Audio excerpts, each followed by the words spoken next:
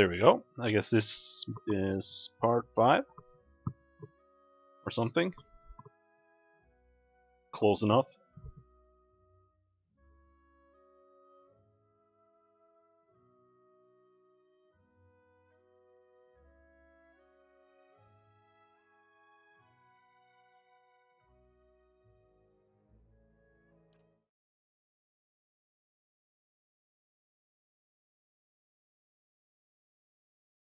Let's see where we were.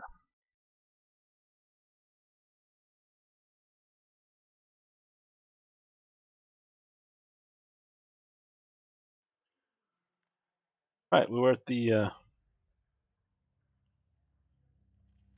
mental institution.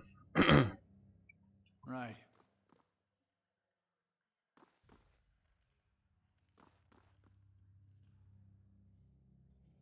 Good day, stranger.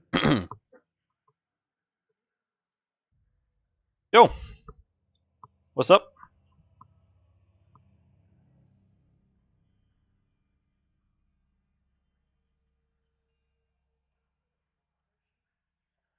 Ah, the Watcher. What brings you here?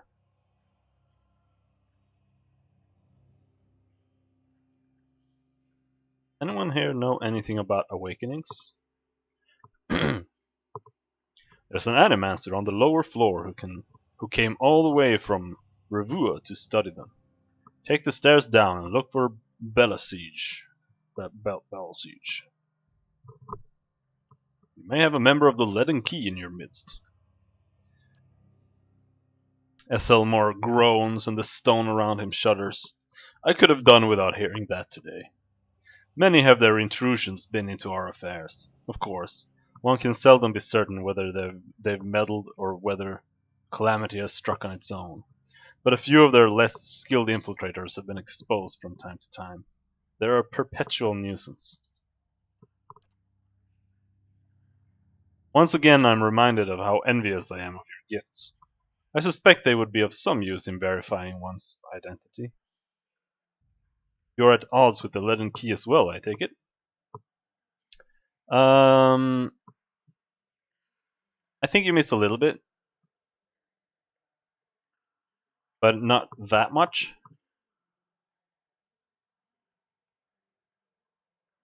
I think basically we just went down into the sewers, or it was more accurately known as the catacombs. I don't know if you saw any of that. And we cleared that out. And then we got some new leads from there. But that should be pretty much what we've done.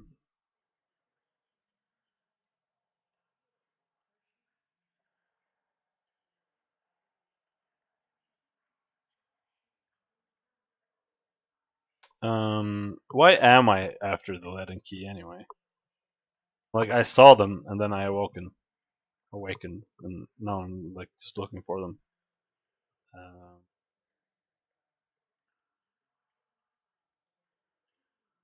we're at odds with them. Well, I did just slaughter like an entire gathering of them, so I guess they are up to something, and I'm trying to determine what. Sounds good. They are always up to something. Of that you may rest assured. If their plots have come to involve you, you have my sympathies. I'm gonna try to get used to reading what I'm reacting to in the chat as well, just so it makes a bit more sense if you're not here live. Uh, we'll see how that goes. You have some idea of who this person might be? It would be unwise to consider anyone above suspicion. Very well. In that case, I would recommend you speak first with our resident animancers. They have frequent interactions with both patients and colleagues. You'll find them up here, or in their offices downstairs. You will report anything suspicious to me immediately. This is my only request. I'm curious about how you come to be in your present state. In the statue, you mean? Well, he laughs. I was old, and it seemed wrong to me. A lifetime spent in pursuit of discovery, only to lose it all in death. Somewhere, someday, I would wake up in a new body, none the wiser, and pursue a different course entirely. All that experience wasted. If we are to ever, if we are ever to unearth the principles behind our existence, it will be in spite of our condition. Of that I'm quite sure. To live on as part of something I helped build seemed to me a better legacy than what nature had in store. The transfer itself was quite simple as our techniques go, and for that I am grateful. Playing with souls is far easier to accept when they are not your own. I do miss being able to take an active role in the scholarly efforts here. Now and then, now and again, one of our animasters will humor me and consult over some problem, but they're a jealous breed and are too often afraid to collaborate. If you are considering it yourself, I can tell you that it isn't for the easily bored. Well, farewell.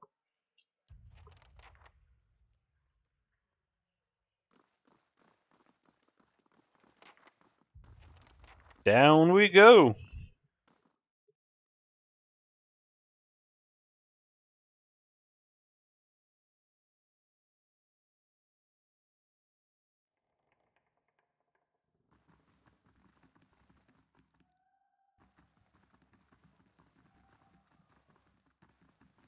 Hmm. Gods keep you. A woman paces back and forth, her feet crunching on the soft red carpet. She gestures and mumbles to herself, shaking her head as she pores over pages of notes. She almost walks into you. Ikosi! Here I am, looking so hard for answers in my research, that I do not see the kith standing in front of me. What can I do? I'm looking for an expert on awakenings. She laughs bitterly. Ack, that would be me. Though the lack of research subjects has made me more of an expert in counting floorboards. I would like to transfer Animus' success in buttressing. Pre... What does that mean? Buttressing. To provide a building with buttresses. Okay.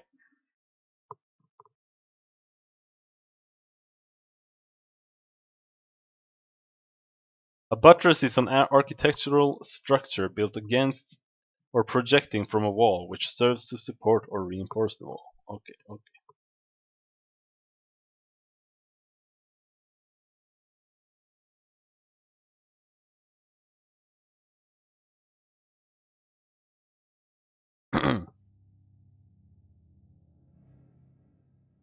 I would like to transfer Animus' success in buttressing pre-awakened souls to soothing those whose souls have already awakened. But I need subjects, and most of the patients here are too broken to produce reliable results. It's a tragedy to have come so far for nothing. You're in luck. I have a volunteer. She springs to the balls of her feet, beaming. Gillard! Who is it? Is that supposed to be French? I'm not sure.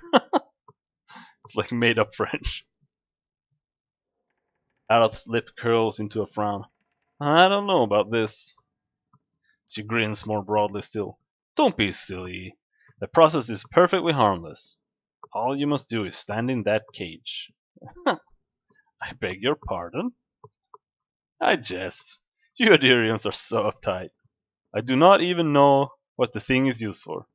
It belonged to the last occupant of this office, I think. Now they upgraded him to a cell. Again, I jest. She rubs her hands together, getting down to business. So I need you to sit here. She takes Alf by the shoulders and steers him to the couch. And try to relax. But don't try too hard, then you will not be relaxing. Indeed, his eyes are humorless.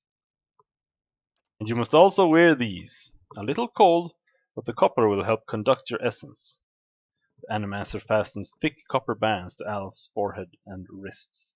As she ratchets them tighter, his face twitches with suppressed irritation. Now, I will examine your soul through my scope. She reaches into her desk and produces a long, chambered tube. Knobs, dials, and small toothed wheels run along the side of the device. It is fitted with auto lenses cut to different thicknesses and concavities. By manipulating them, I find the angles and densities that will allow me to track the anomalies in your soul. How exciting! I've never seen this sort of thing performed. Kana peers at the device with interest. It seems suitably complicated. Does this mean we'll get to talk to Iselmir more? I like that lady. He raises a finger. But first, we must find this cunning interloper. You will answer some personal questions while I make adjustments. Sagani pats his arm.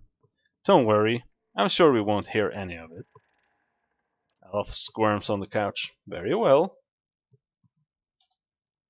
She holds the scope to her eye and flicks a knob. To begin, tell me something personal. Something from a time before your awakening. There's nothing to tell. I was just a normal child living in the Sithwood. He looks to you. His face is set in a frown, but the rigid edges of apprehension shows through nonetheless. Talk about your parents. As you speak to Alf, you feel your voice like a bell in your chest. It tolls softly, luring him into the mists of his own memory. Belasij doesn't seem to notice anything, that you feel as if your words are smoothing his essence, untangling its many threads. He closes his eyes. Mother is away most of the time, with the Thane family, but I always know when she is coming home. Father's bottles accumulate like storm clouds on the horizon. His fits of temper become swifter and more violent. It still shames him, knowing that her hemnig to another man supports us better than his labors as a steward. This is good. I'm starting to see something. Continue. Tell us about the time you awakened. She bites her tongue as she twists one of her dials. I'm in my 5th year of training. Mother is home. I can let my guard down a little because when she's around, he is usually only angry with her. But he has heard that I have had trouble casting missiles, that my flame shields are unstable. He is furious that I have failed, and Mother's presence reminds him that he has failed too. The first blow takes me by surprise. One moment I'm sweeping the kitchen, the next I'm sprawled on the ground, stupidly looking at flecks of my blood on the tile. His boots, glistening with fresh polish, thud across the floor. He kicks me in the stomach, and I curl up to shield my vitals, but it's pointless. Protecting one thing only leaves something else exposed. Still huddled on the ground, I retreat as fast as I can. I retreat until the vision of the kitchen and my own trembling knees is nothing but a pinprick against a field of black. His jaw locks, and his eyes twitch beneath their lids. Madicho! Belasij furiously cranks the knobs along her scope. He's hypnotized himself with this old memory. You've got to bring him out of it. Quickly, I almost have it. Slap Alf.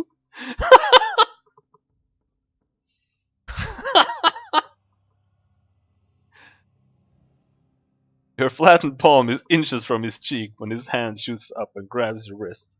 Alf's eyes snap open, but the expression you see in them isn't his. Try it again and I'll take it off before I get back to you. Hey, there she is. How you been, Iselmir? Belasij sucks a deep breath through her teeth. That's it.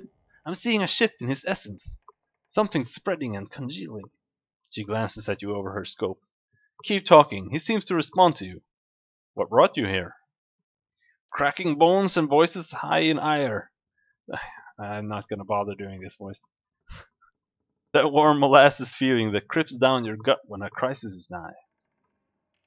Perfetto! We have flares of a totally distinct essence. She jots shorthand notes onto the pages next to her and turns one clicking knob of her scope. Now, try to get the two of them talking. Selmer, tell Alf why you've awakened. Why? He's the one needed me. Hiding in his own bone bag like a turtle in its shell? Adolf's face twists in fury. I never turned it over to you. Good. Yes, very good. She rests from her scribbling only to make another adjustment to her scope. I can now see two separate patterns of essence. Where he ebbs, the other flows. It's as if the awakened soul fills the spaces that he leaves empty. She prompts you with a circling of her wrist, quill still in hand. Go on. Elf, what's this about ceding space to Selmer? He grits his teeth painfully. I've given her nothing. She usurps me in my own body. Aye, and I lend him a pair too. You should ask what I did that old man of his. How the last time he laid hand on us, I break it in 3 places. Alf's head jerks to the side. That wasn't your decision. It's never been your decision. Nay, was awakening. Nay, was awakening. But now I'm stuck with ye. And damn if I'll let your ninnying drag us both through the scupper. Ah, very good. She lowers her scope and consults her notes. I think I finally got something we can work with. I've tracked this Elmer's essence through the exchange. She had a particularly high density index during the most heated portions of their argument, and her essence seems to localize most clearly in the lower portion of the subject's left rib cage. That's right around the spleen, which of course means she is triggered by black bile. No doubt the subject's characteristic melancholy is to blame. Elf blinks back at you, and in the midst of his perturbation, you're not quite sure who's looking out of his eyes. That's utter horse shit. The gunny's eyes are wide and innocent. It does seem as though she's got one thing right. She glares at him. Yes, never mind my years of training. I suppose you have a better explanation.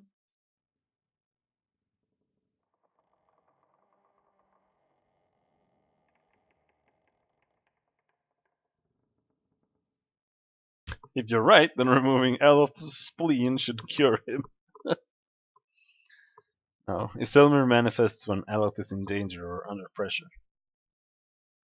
Belasige carefully scratches her jaw, her gaze darting between you and Aloth. I suppose that could be true. She jots another note. I'll have to check this against other research. He removes the copper bands. Well and good for you, but what does this mean for me? Belasige frowns at her notes, tapping her cheek with a quill and making a grand show of concentration. However, you catch her stealing a glance at you over the pages.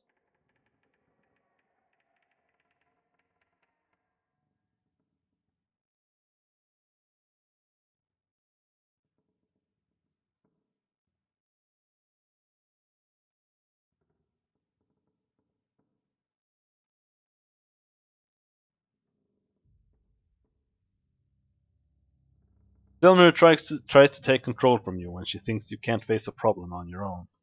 You can't let her make these decisions for you. My thoughts exactly. I'll have to be more careful about her from now on. I've got a lot to process. Regardless, thank you for your help, Cashew. He does not look at Belasige. She sets her notes on her desk and returns to her scope. Well, I hope this has been as useful for you as it has to be. I hope this has been as useful to you as it has been to me. I finally have material worth publishing. You'll be the toast of revua, Fentre Alof. His grimace melts into a cooked smile. Aye, advancing the right-wise principles of animacy. Just what you've always wanted. As you turn to leave, you catch a darting movement out of the corner of your eye. Belasige is humming to herself, still occupied with her scope. But Aloth is holding her notes. He's just about to tuck them into his cloak when he catches you watching. He holds a finger to his lips, his eyes wide and imploring. Please, I don't want my personal information published like this, especially not after her nonsense.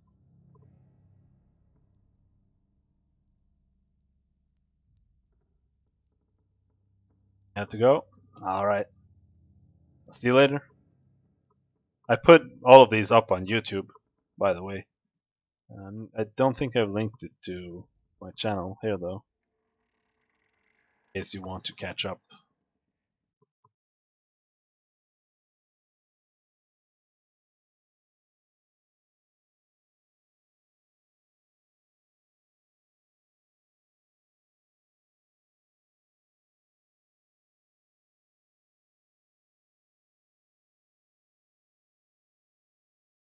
This is the last video. I'm not sure you're still there to see it, but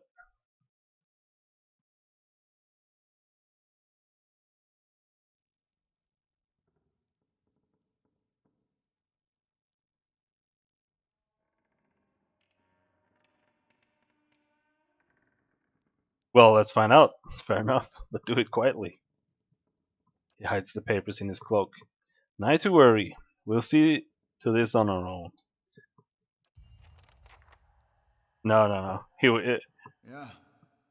We just saw him trying to nick the notes she wrote down. Right. I will let him do that.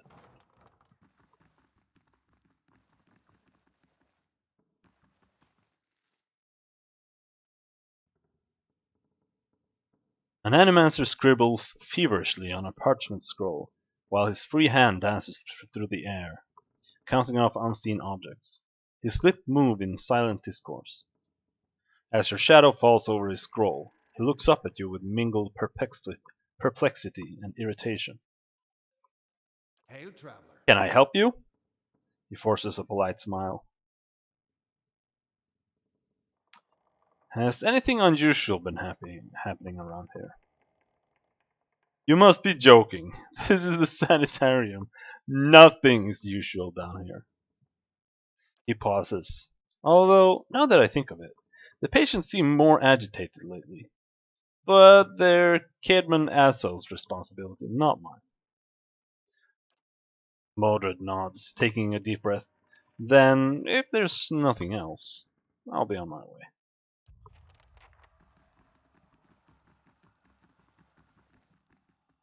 Yeah. Uh,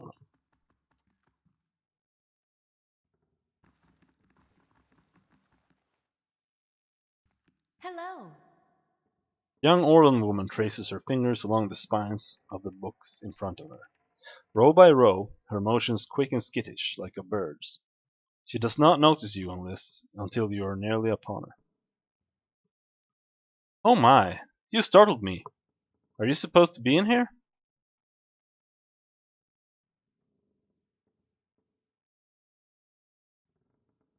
I'm investigating any suspicious activity in the sanitarium. Oh, I'm just Master Asso's assistant. He'd know more about that, but he's in the middle of an busy with some patients. You won't be able to see him until he comes out from the patient ward. If there's nothing else, I need to get back to work.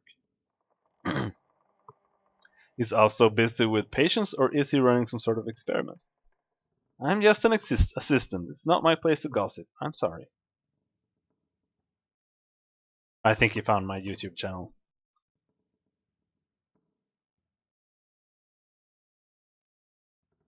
How do I get into the patient ward? Only Master Atso has access. I guess Head Warden Ethelmer does too, but he's, a statue now. Farewell.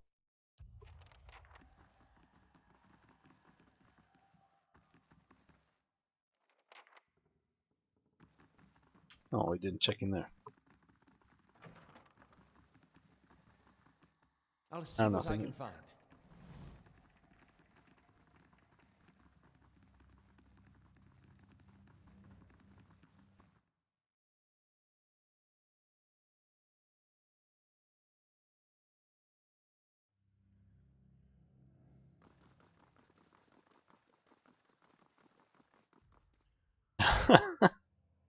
I was waiting for his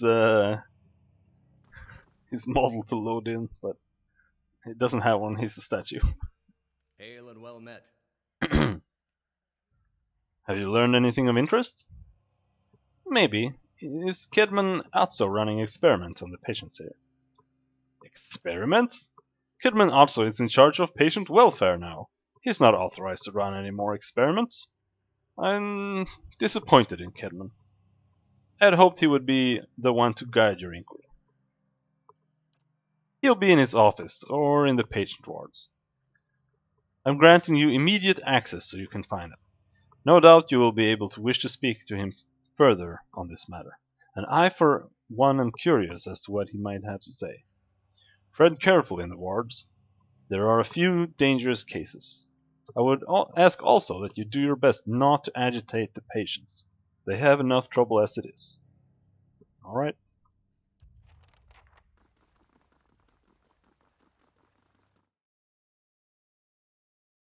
Nothing nothing more funny than a mental asylum.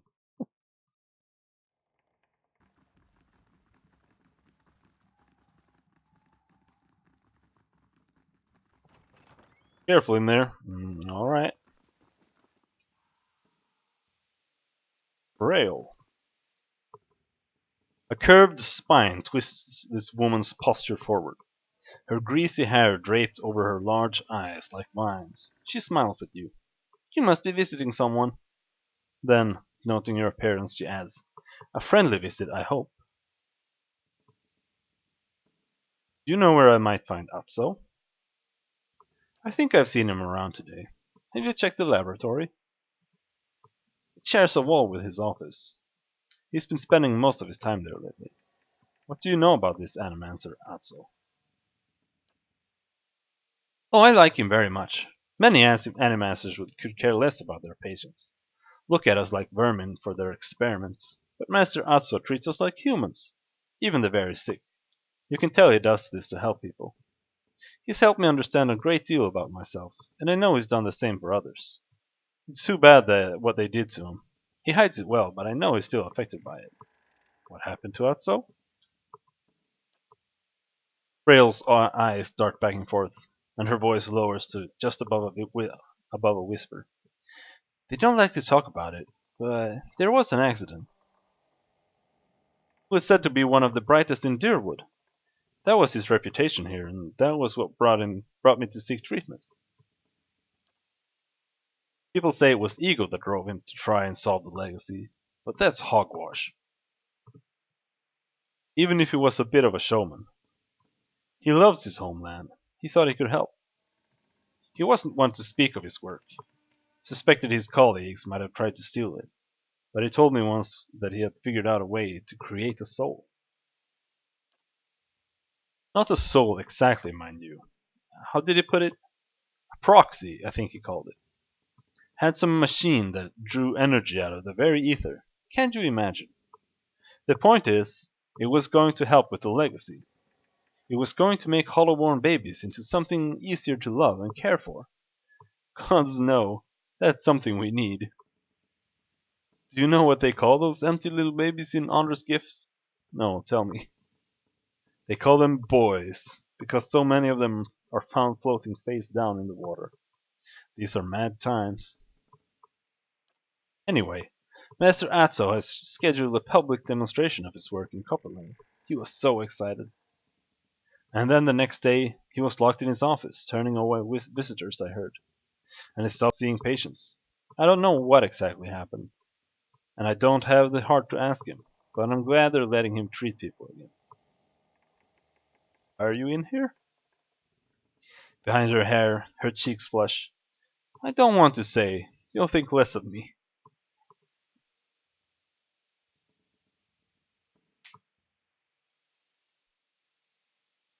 I wouldn't worry about that. I'm listening. These last few years haven't been kind to me. They haven't been kind to anyone, really. I try not to think of it as personal. I lost my husband and both boys in the Saints' War. My daughter, the legacy took her before she was ever mine. I made do. What else can you do? I moved into a tiny place in Andra's gift. Got by mending clothes and on the kindness of strangers when I had to. But I was surviving and the gods were watching over me. I could live with that. Then one day this noblewoman comes in, wanting this fancy gown fixed. Gorgeous thing, this shade of blue I'd never seen before. Only I had. I looked at it, and it reminded me of something.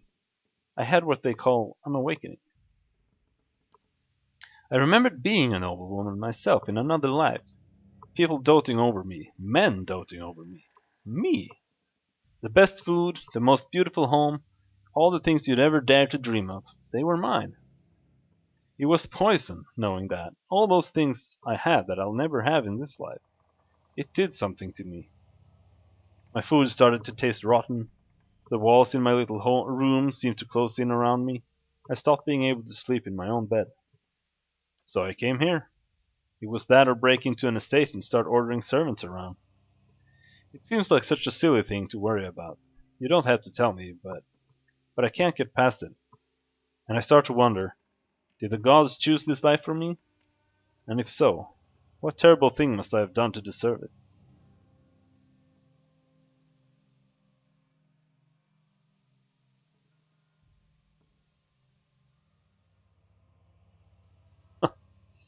You had it right before. There's nothing to do but live with it.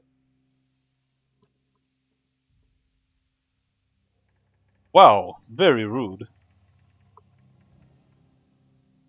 No, I'm not gonna play WoW Classic. Have any of the patients here been acting unusually? Well, there's Batixa, who relives a murder she committed more than 5 lifetimes ago. Idleman, who they say only has half a soul, and was found collecting the faces of others because he believed his own to be a false one.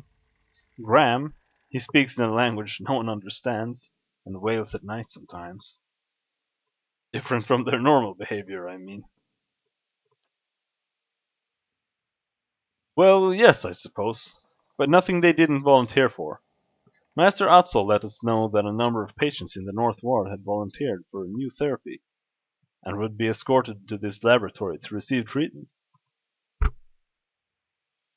The North Ward has our most troubled cases. I'm glad some of them have chosen to get help. It seems to me that it's gotten quieter over there since it started. It's Graham I see them taking in the most. He struggles, but he always was a bit of a wild one. Would I be able to visit the North Ward? I like to keep them separate. I don't know that I've ever seen the guards allow a visitor. Just Master Etzo.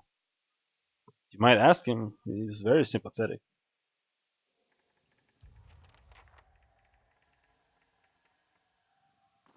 Well, yeah, she's pretty normal. She just had an awakening.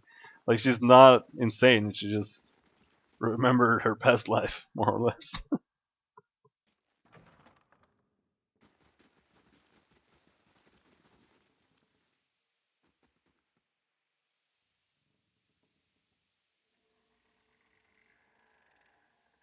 A round-faced, balding man turns to face you. His upper lip is pulled upward slightly by his pointed nose, exposing his upper teeth when he scowls. What is the meaning of this?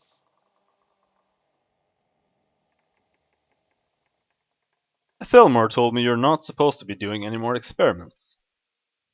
Yes, well, Thalmor hasn't done much good for anybody since he had his soul moved to an inanimate object. So I fail to see why I should let that sway me. If Animancers all followed the commands of their leaders, where would we be? We'd all be as backward and willingly ignorant as Ridceris. We would know nothing about life or death, or even ourselves. We would be lost in the dark with no clue as to why. Our leaders guide us, and without them, we risk losing our way. If this man would strike off on his own, then let him fend for himself without the benefit of the sanitarium.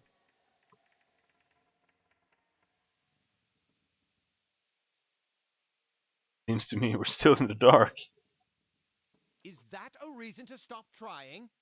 Shall we remain in the dark until the end of time and have the last breath of the last person alive be breathed in ignorance? The gods want us to know. The clues are all around us. In understanding these truths, we honor their creation. Who will solve Widewen's legacy? Some church? Some warrior? It will be an Animancer, or it will be no one at all. I heard you were demoted. How did it happen? Atzo's nostrils flared, and he bares his upper teeth more broadly. That's none of your concern. Did one of the others put you up to this, Oddmer? That smug weasel? Things went wrong. Everything. I don't know how. I'll never know. He spits on the floor, as if to remove a bitter taste from his mouth. You tried your experiments on any other subjects? I have, yes. No point lying about it, now that Ethelmore's involved. I asked for volunteers from our patients, and a few brave souls came forward. I was very close at one time to a breakthrough. They understood that. They understood their sacrifices would mean something. I'd like access to the North Ward. Out of the question. Those patients are in isolation for a reason. Oh, perception 13. Your forehead seems damp all of a sudden. Perhaps I should discuss your insubordination with the head warden. You smug cretin. How dare you come down here and meddle? You have no idea the importance of my research. He balls up his fist and digs his teeth into his index finger. A growl simmering beneath his breath and a deep scowl compressing his face. Fine. Speak to them for all the good it'll do you. I'm sure the discussions will be fascinating. He pulls a heavy key from one of his pockets and nearly slams it down on the floor before handing it to you. Farewell. See ya.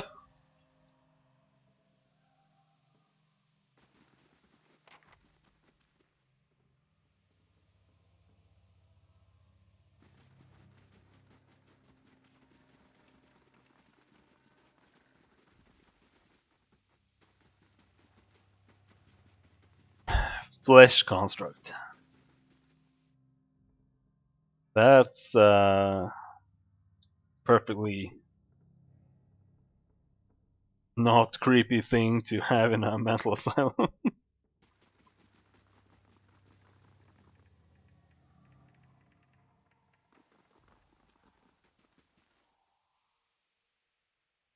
No visitors. Shut up, I have the key.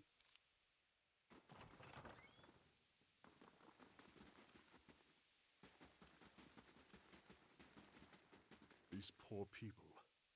This isn't the treatment that they were promised upstairs by the cushioned seats and lush carpets. Is that the cure for soul sickness? To be thrown into a cell and subjected to the whims of your captor?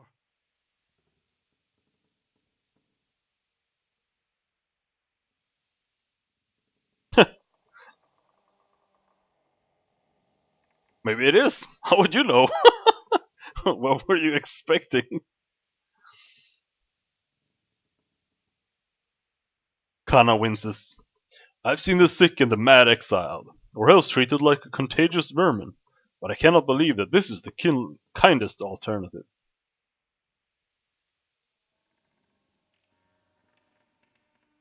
I don't think there are any Aumaua that are actually hot, but I'm using, like, there's not a lot of options for party members, so basically I have everyone except the paladin chick. I was told that they added maybe two more in the expansion, but I don't know when you get to the expansion or how that even works, so I don't know.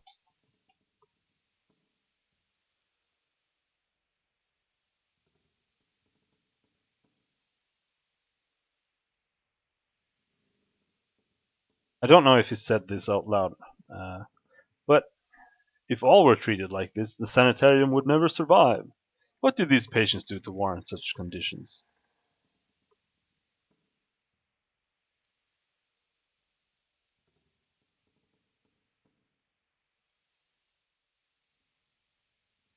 Here's the source of all that knowledge you were so giddy about. Kana grimaces. It's one thing to be told as much, another to see it yourself. Let's be on our way. This place gnaws at the soul.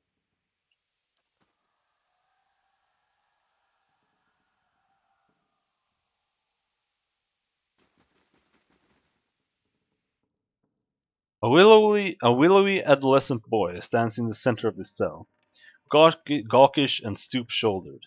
He stares straight ahead. The occasional blink his only movement, and it's unclear whether he registers your presence at all behind his glassy, doll-like eyes. In this state, the barriers between your soul and his are thin and porous, easily bypassed if you should wish it. Reach out for his soul. You close your eyes and edge forward towards the boy's soul.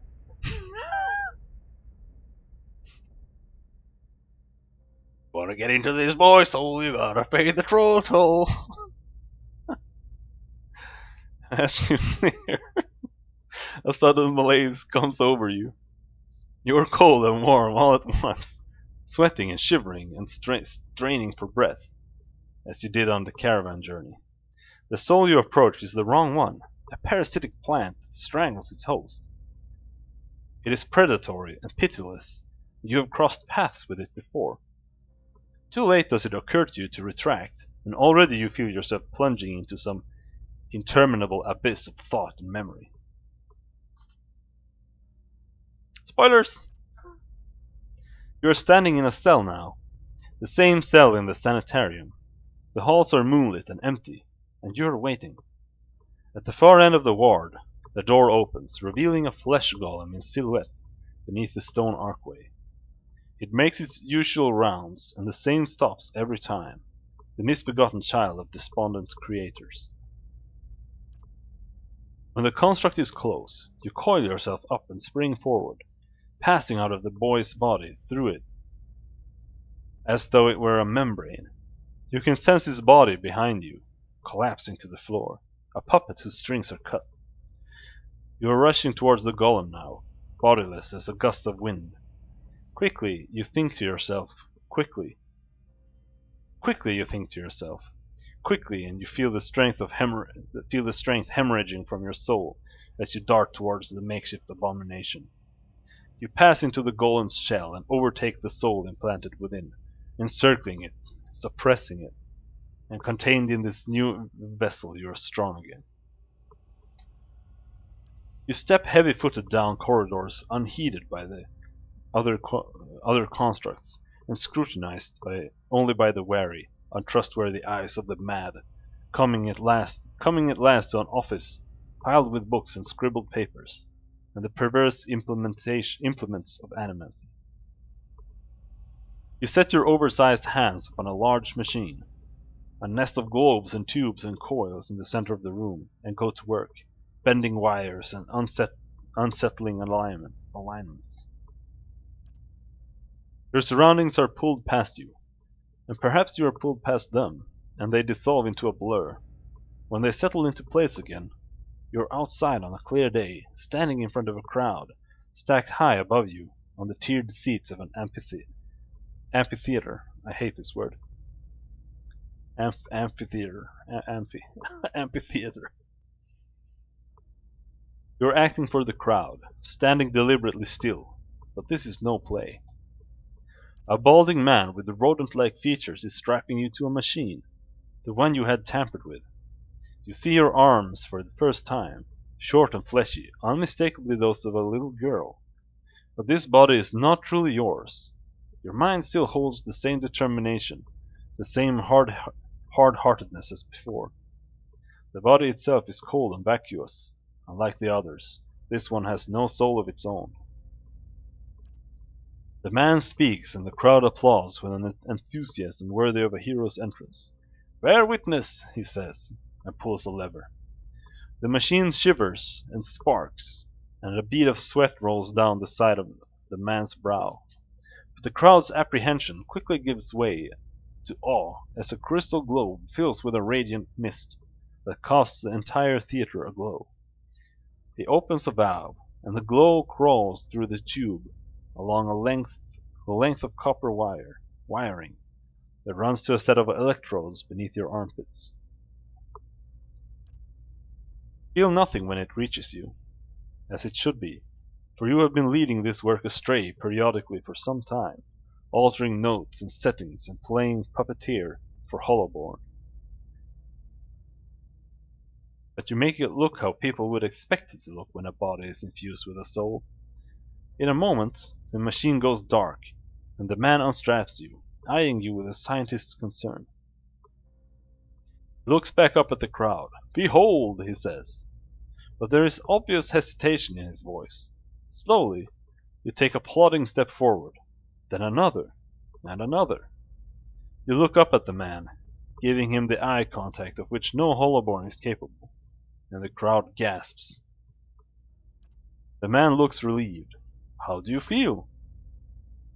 he asks at a volume meant for the crowd. And this is the moment. At the top of your lungs, you let out a piercing shriek. The man comes towards you, his hands outstretched, but you run the other way, back to the machine. With all your strength, you drive your head into the crystal globe, and it shatters, streaking your head with warm blood. You drive your head down onto the surface of the machine again and again, drawing panicked screams from the crowd. And by the time the man reaches you, your body has already ceased proper function and merely twitches on the cold ground. Satisfied, you depart the corpse in search of another unsuspecting host. Who could put their faith in animancy now? You are pulled again from your surroundings, transcending the boundaries of memories and lifetimes, deeper and deeper past betrayals and murders and lies upon lies that form the thick webbing of plots beyond mortal comprehension. You settle at last on a room you have been seen before, expansive, with a tall device encasing an Adra monolith at its center. The room is filled with people, and the people all look at the device. You are yanked suddenly back to reality, and the once catatonic boy in the cell is looking directly at you, appraising, calculating. There is no mistake now that it is the soul of the man who caused your awakening that gazes out from that borrowed husk. A watcher!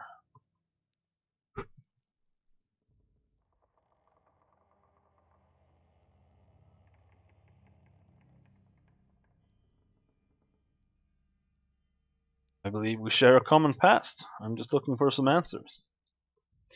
Is that so? He makes no effort to hide his disinterest, but he continues to search your eyes. He makes a slight grunting noise, and his eyes soften for an instant. And it seems, for that moment, that he recognizes you. He opens his mouth to speak, then seems to think better of what he was about to say. His jaw tightens. I know your look. You hunger. Hunger for answers that elude you. It gnaws at your soul. It disturbs your reason for being.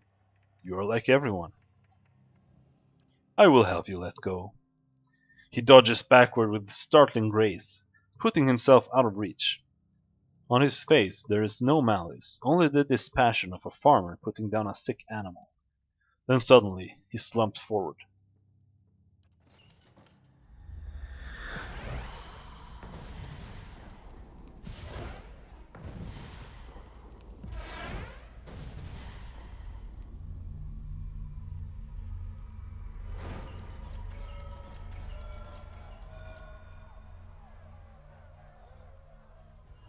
Holy shit!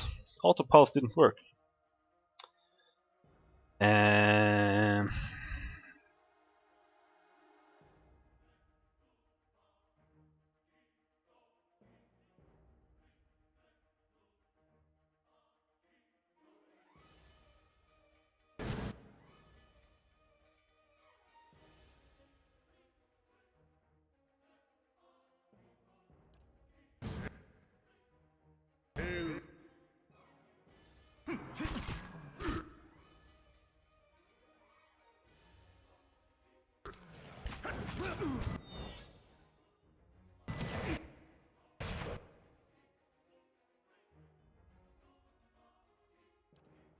And let's cast that one first.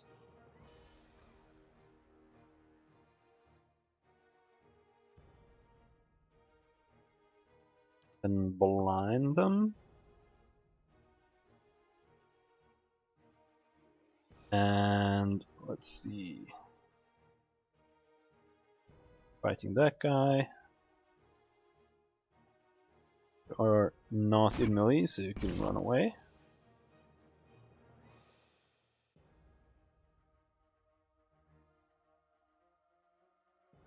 And Kana is doing his thing.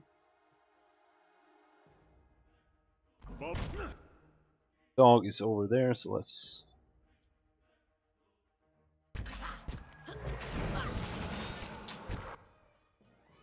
have you do that.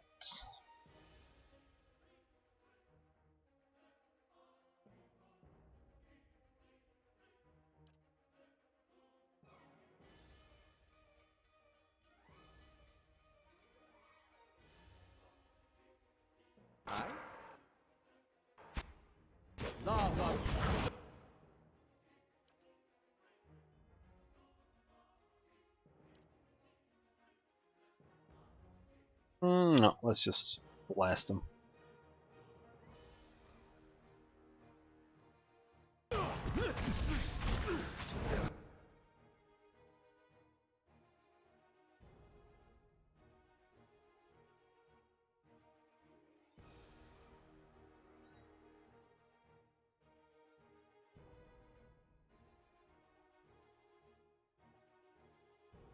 Yes, this kind of fight is quite common here given the number of flesh constructs. Well, I guess. But they don't really seem to have a lot of human guards, so... I guess when you work with souls, it's just make some golems to do basic shit.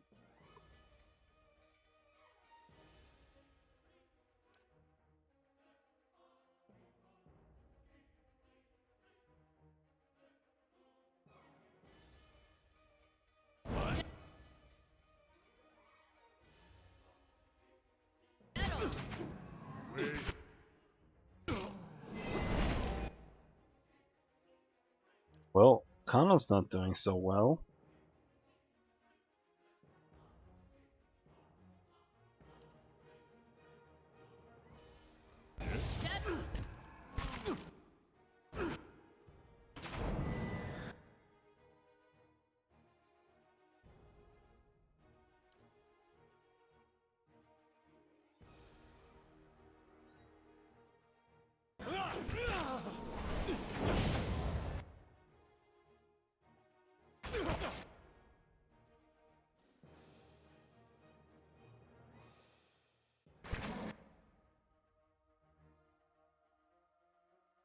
Where's my dog? Oh, my dog's dead. Okay.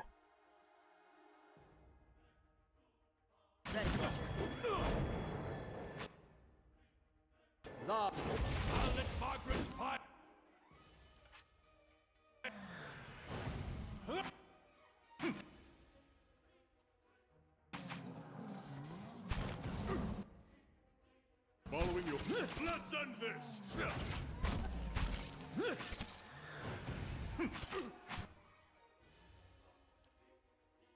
Oh, no, he's already dead.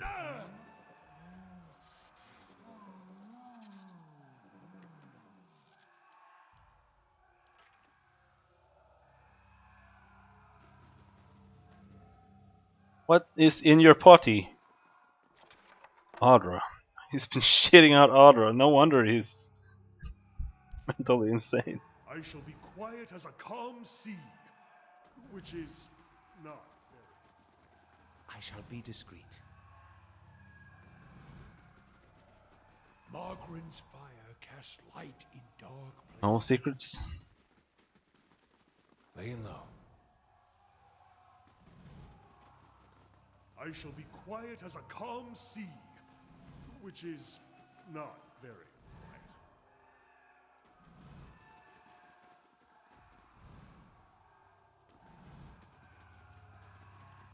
Whoopsie. Hello there. Is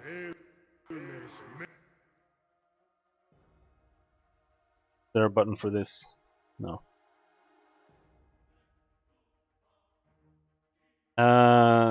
I didn't talk to any of them.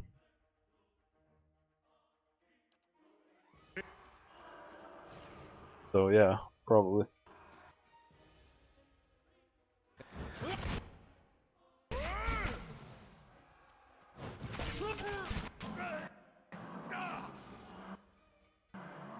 Leave it.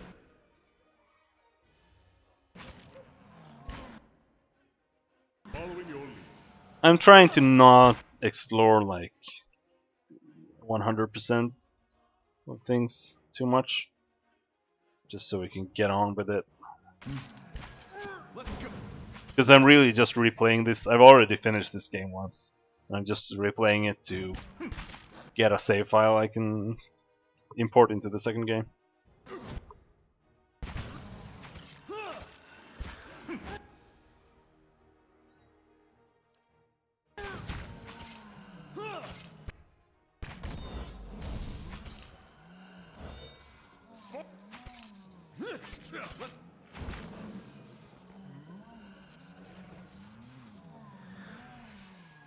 My character is a rogue with a two-handed sword and fighter specs.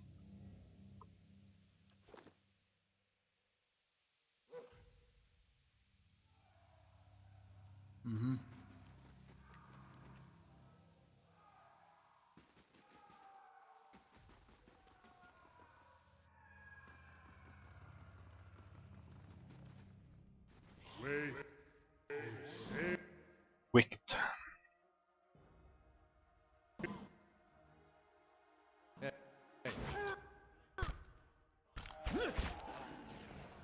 That was easy.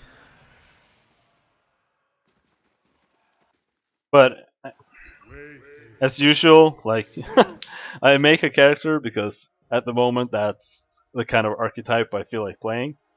But like 2 seconds later, after I start playing, I'm like, oh, but I would also like to try this or play that or.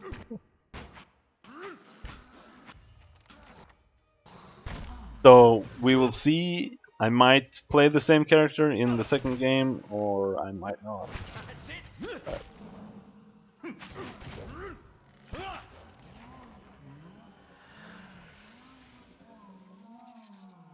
He does do a shitload of damage, that's for sure. But he also dies like instantly. Let's see what lies this way.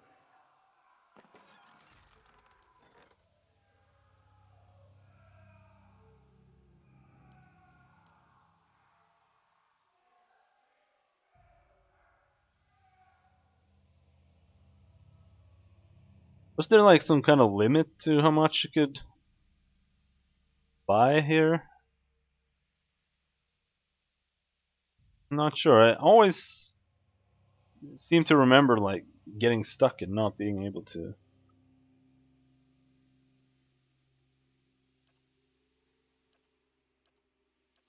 Anyway, what was it?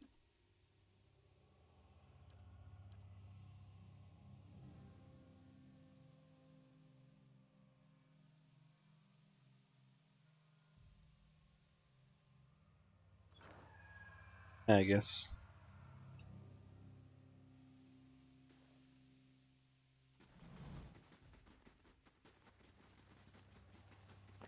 Why was there? Why was there a box full of lockpicks down there?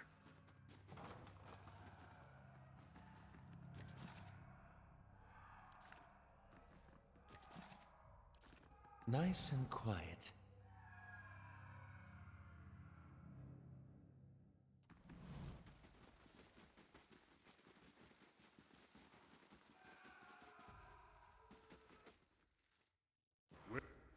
Way sail mes me tu. No.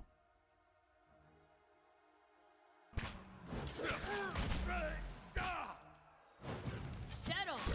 Actually, this guy can teleport, so let's just do that.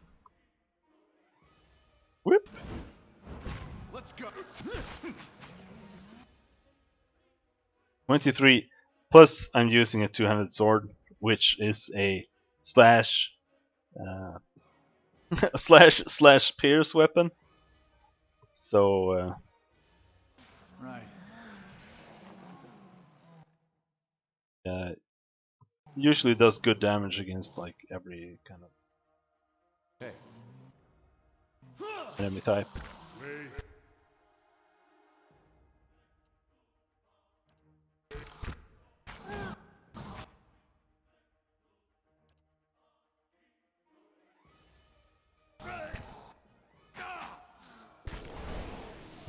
But I'm looking forward to playing the second game in using the turn-based system.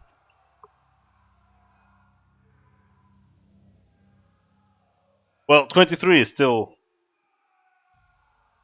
quite a lot at this point, I feel like.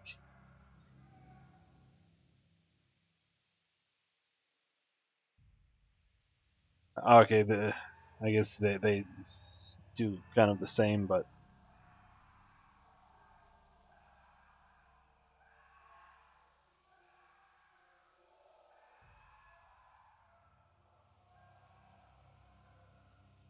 seems that the other characters do the same damage with crits that my main character does with like normal sneak attacks. Plus that was versus a flesh construct, so. Huh?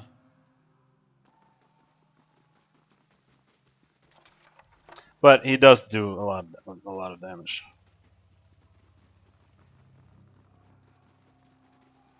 He dead? No, he's not dead. What have you done? I don't have time for this. I didn't do nothing.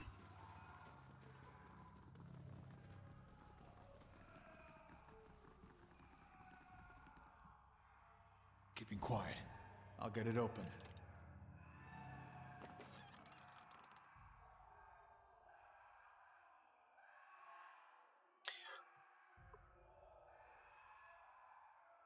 The screaming sounds in the background doesn't make it that easy to. Oh, they stopped, thank God. North Ward patient. Record Batixa, the Pale Lady. Subject is female, mid-40s, awakened to a past life as a serial murderer, which now frequently emerges as the soul's dominant personality. Subject vacillates between violence and severe depression resulting from guilt of past deeds. Weak candidate for present research. North Ward patient record, Graham. North Ward patient record, that's how you say that. Graham. Subject is a male, approximately early 30s. Powers of speech absent, presumably as a result of the overfragmentation of his soul. As such, he is the ideal subject for present research. However, experimentation has caused severe pain and induced panic, and I have had to enlist the aid of the guards in transporting him for more recent procedures. North Ward patient record Idleman, the Midnight Man.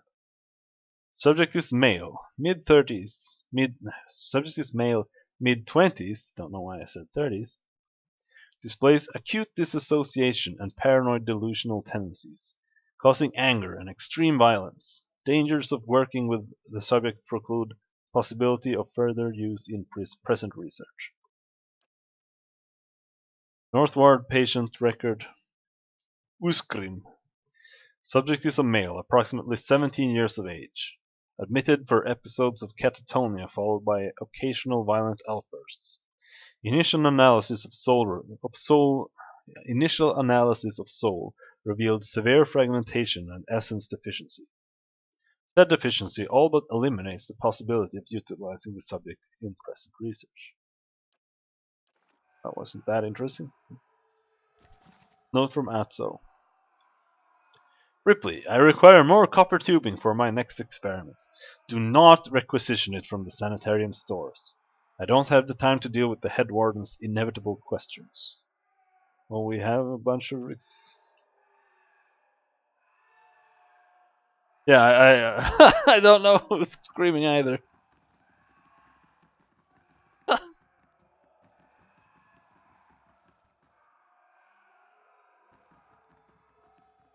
Oh no! Patient escaped.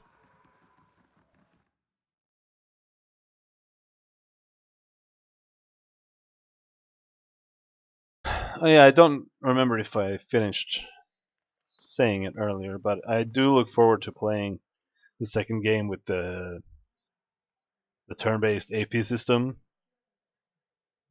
because it feels a lot more meaningful. What the blazes happened down there? You were given permission to ask questions. I had things until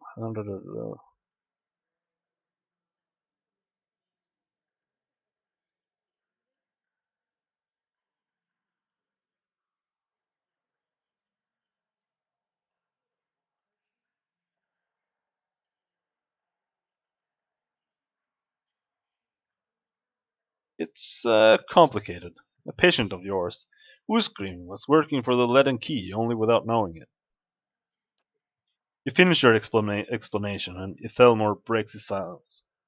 I have read accounts of people in history who could do what you describe. The accounts are few and brief and never reliable. Some go as far as to suggest that they are all the same person. If truly such a person was here amongst us, plotting our ruin, would that I have a body again and could be of some real use in our time of need. I fear what the future may hold for this place. I am grateful you were able to dispatch the threat before there was a loss of innocent life. We very nearly had another scandal on our hands. I think this is a scandal. I think this is quite a scandal. You do have like 6 bodies down there.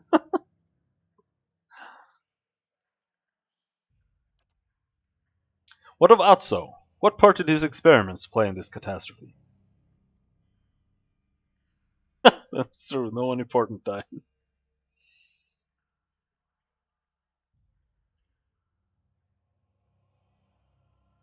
Honestly, Atso didn't really do anything bad.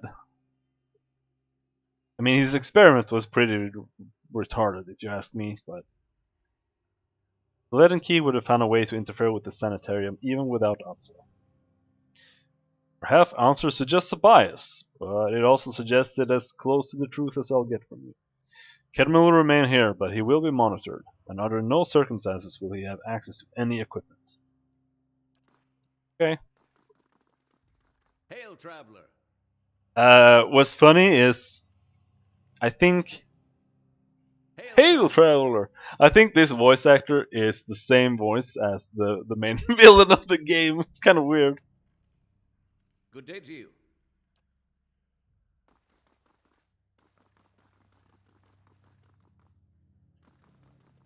Welcome. Far off.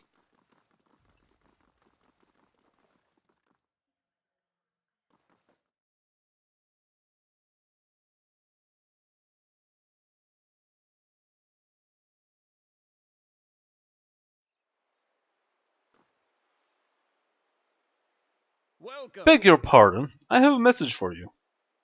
You are summoned to Hadred House, where Lady Webb wishes to meet with you as soon as possible.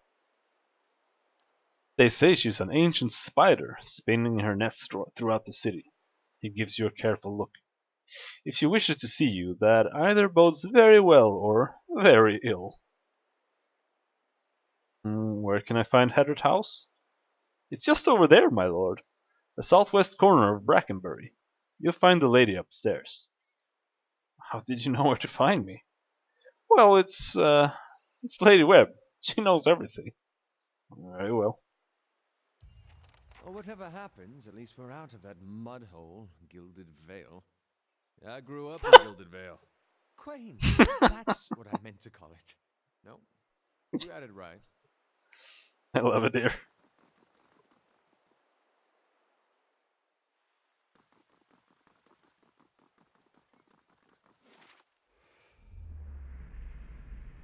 As you near the apparition, you are overcome suddenly by a powerful anxiety that sits like a stone in your stomach.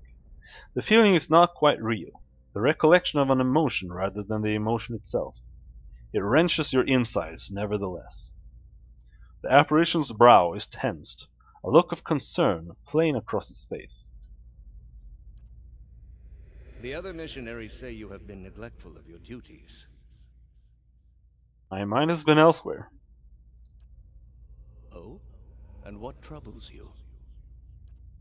The pain in your stomach deepens, and you feel for a moment as though you are about to be sick. Your mouth has gone dry.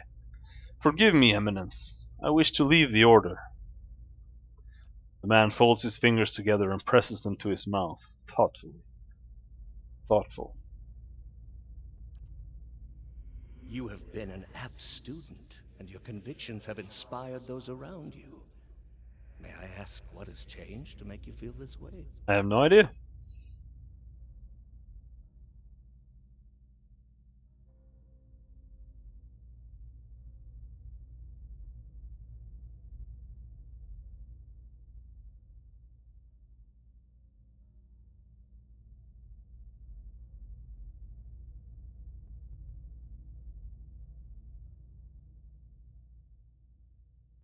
I think I'll take this one. I don't really like this. I think this is kind of like you're supposed to choose what happened instead of like just dialogue choices, but it feels really weird, to be honest. Especially within the context. Because it's just like a memory. Why am I choosing memories? But whatever. The people we intended to convert, they committed unspeakable acts, sacrifices, mutilations. The apparition exhales slowly, and its lips press together, a sympathetic rapport in its eyes. It places its hand on your shoulder.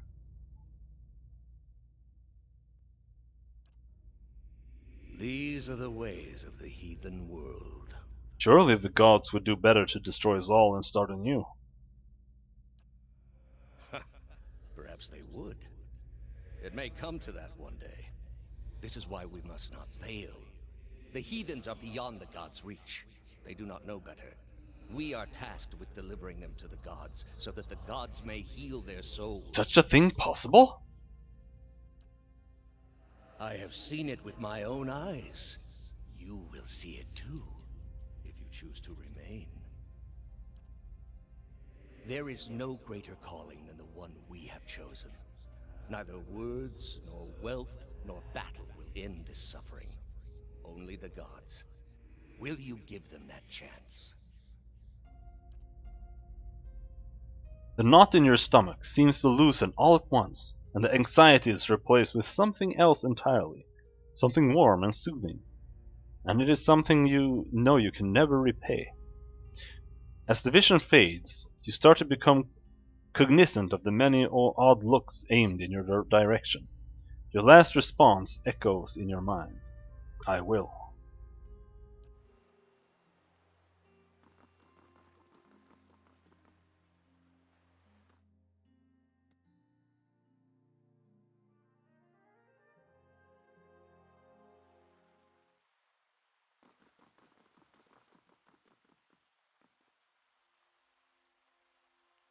I think they said upstairs.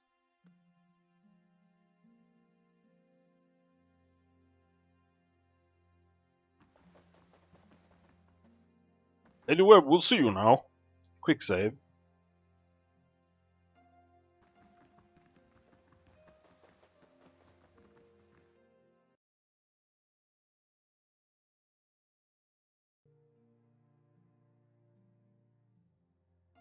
This woman clutches a thick stack of parchment with.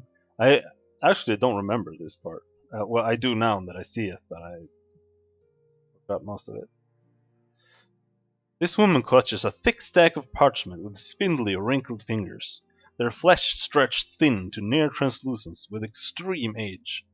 A gossamer veil over pale blue veins. Ink splotches and candle burns dot and stripe. Ink splotches and candle burns dot and stripe her hands, like a quilt pattern after some great, indiscernible truth. She does not look up from her reading. So, the messenger conveyed my summons. A miracle that would make the reincarnation of Aothis look like a child's cantrip, surely.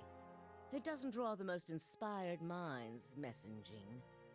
They failed me so many times of late, I nearly sent a cipher after you instead. So this is the Watcher who took over Cad Noir. Oh, don't look so surprised. It isn't an attractive expression. I wouldn't be where I am for long if I let details like that escape me. Kana leans in towards you. A meager trick, given Cadnua's fame. And this fiasco in the sanitarium that you seem to have gotten yourself into the middle of. What in blazes possessed you to stir that nest of trouble? I'm investigating a strange group. Is that what I'm doing?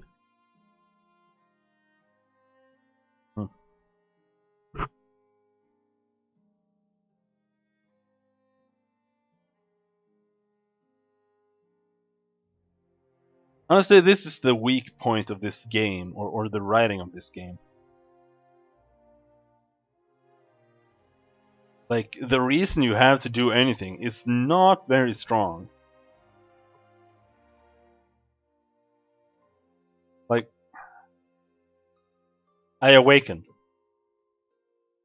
So now I'm just kind of looking for things surrounding that, kind of. It was a personal matter. A personal matter that has you tracing the footsteps of the leaden key. It must be some problem you have. No, I am not. I'm not investigating the Hollowborn crisis.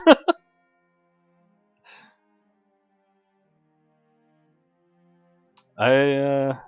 That's just something that I had mentioned to me in the beginning.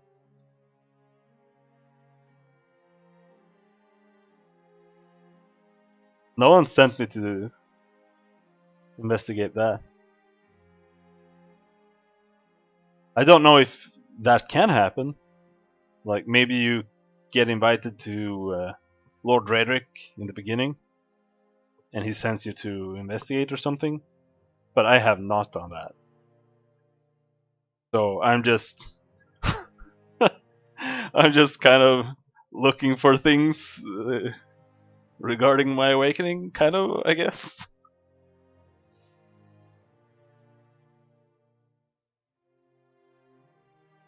You're not the only one with an interest in their recent activities. I've lost 4 ciphers this year alone trying to get someone inside their ranks. As it is, we only have our suspicions about who is in the group and what they intend, which I suppose means we have much in common with them. I asked you here because I wanted to know what your interest was in all of this. I thought perhaps we might help each other. Why are you looking for the leaden key? Yeah, but it's yeah, I guess I am kind of investigating why I became a watcher, but at the same time, it's like I became a watcher, and at first that was like, okay, whatever, I can talk to the dead now, I guess. But it's not until you go to Kednua and you talk to the old watcher there, and you see that he has gone completely insane. That's like the only thing that's driving my character right now. That he has seen basically his future. So I do think that the the driving force for what you are doing in the game is pretty weak. At least compared to, I want to say compared to Baldur's Gate 2, but there it's also a little.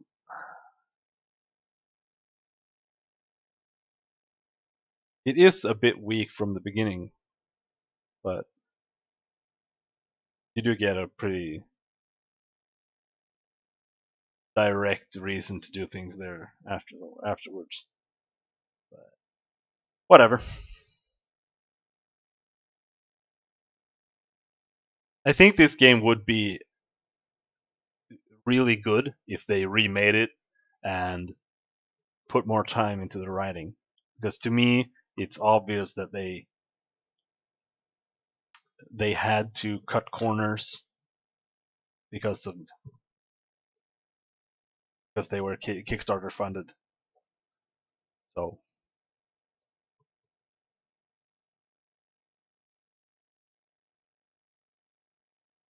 I ran across a man in one of the ruins. It's important that I find him again.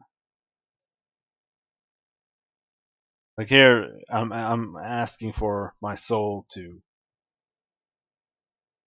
be unawakened, basically. But I don't, I don't feel like that's what I care about.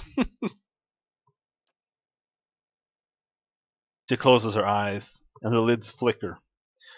Then her face goes still, and her mouth parts, little more than a sliver, and her hand briefly drops open, spilling some of her parchment to the ground, the pages wafting around her legs like the leaves of a dying tree. Her fleshly eyelids peel back, and her gaze is immediately upon you. The gods are cruel, I'm afraid. The man you seek is Theos Ix Arcanon, Grand Master of the Leaden Key. One of the most elusive and dangerous men Aora has ever known. How do you know I seek Theos? Because you have seen his face, and that makes it a simple matter for me to see it. You even happened to catch him in his ceremonial garb, it seems. It must have been a special occasion. I feel a little bit like Cypher is the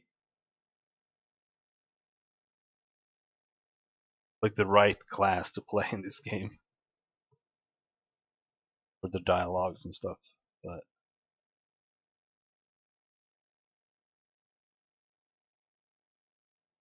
I'm not sure. I haven't really tried it, so.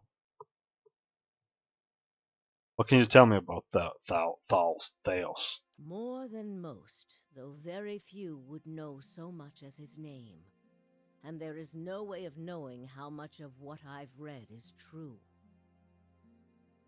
The Leaden Key dates back more than 2,000 years.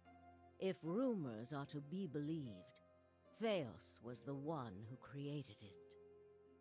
What scraps of evidence exist suggest that he has died many times, only to be reborn each time exactly the same man. Awakened during adolescence with all the knowledge and experience of all his lifetimes. The plots he orchestrates sometimes take hundreds of years to bear fruit. Needless to say, this is not the natural order of things. But he is said to be one of Woodica's favored, and that old bat was never one to let rules get in the way of favoritism. Cypher has skills similar to what Watcher can do. Yeah, exactly. That's why it feels like it fits. Kind of?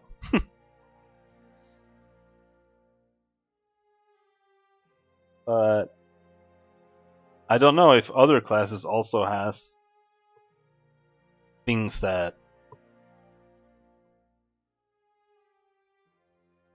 affect dialogues somewhere. I don't really remember. But I think I've only finished it as like fighter or something.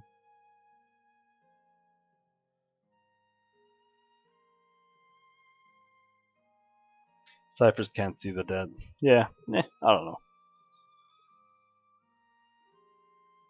That may also explain another supposed gift of his. His body is no boundary to his soul, and he is known to take possession of others, if their souls are weak enough. Often it is for elaborate deceptions, but sometimes he simply forces them to kill themselves. He is not known for his generous supply of pity. He is also not one to show himself in any but their most critical matters. If he has directly involved himself in whatever the group plots now, it may be your only chance to find him. And once you do find him, if you can find him, I would not hold my hopes too high if I were you. He is a driven, single-minded man. He will not have the slightest concern for your problems. How do you know so much about Theos? The same way I come by all my knowledge. Exhaustive research, spying, bribery, perhaps some less savory measures. Whatever the knowledge demands, I pay in full. There is nothing of greater value. Unfortunately, with Theos, there is also nothing more scarce. He has covered his tracks far too well. His manipulations of the course of history are lost to time now, though I believe they were many. What do you want from me? Keep me informed. The Leaden Key has been busy lately, and that is distressing news. I can only guess as to what they intend. You seem to have a knack for turning the stones they've crawled beneath. Keep turning them. Dunreed Row will not stop you. Whatever it is they're up to, figuring it out will be of great use to both of us. In your case, it will surely point you to Theos. In return, I will share our knowledge with you as we learn it, and provide you with what assistance I can. Which faction are you going for? I don't actually remember that. I remember a little bit that you had to choose something, but I'll get to that when we get there. And I'm kind of sticking to what my character would do a bit, so I'm not just gonna pick one.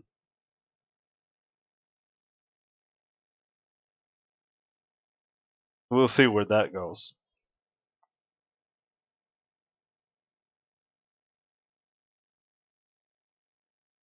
If I refuse, Then you would look foolish because it is a standing offer. There is no need to refuse. If you find your trail has run cold, come to me with whatever you have. There is much I may be able to do for you. there is something I can tell you about the Lead and Keys operations. Well, let's hear it. I found Theos in Brackenbury's sanitarium, impersonating a patient. He was trying to damage the public's opinion of animals. Forgive me, it is unlike Theos to leave witnesses. He must be furious. He did not aid you as you'd hoped, I take it? Well, take heart. With any luck, when he has finished his business, he will surely come and find you again, if only to kill you while you sleep. This news of yours makes sense, of course. To dabble in animancy is to puzzle over the secrets of the gods. This would not be the Leaden Key's first action against it. But if this is connected to their other activities, we may be in for something on a much larger scale. If we can learn more about their goals and methods, perhaps we can get the palace behind us. With Avar's support, we may be able to put a stop to this. That's all. What else is there to know about the Lead and Key? Precious little, I'm afraid. You may know much of it already.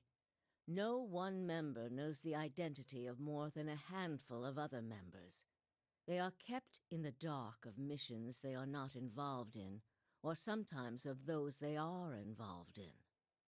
They exist to hide secrets they themselves don't know, if you can imagine how gullible someone must be for that to appeal.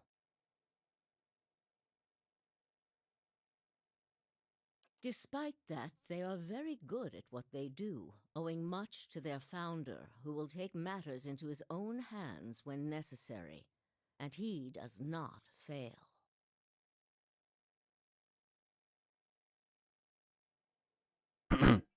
Something that I feel when I'm reading that I feel like I want to take into account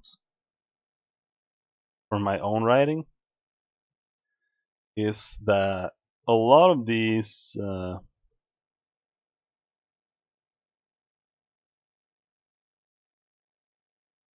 lot of the dialogue feels really strange to say.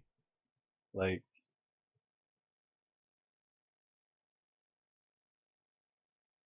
just because you can write something in one way in written form doesn't mean that that's how you would say something, but it's just a minor thing.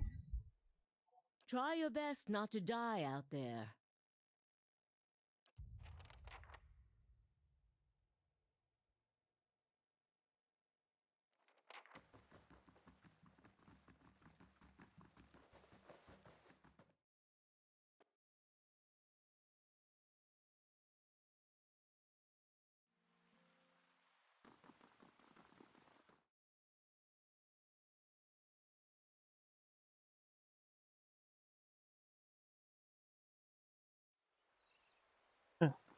How's the hand?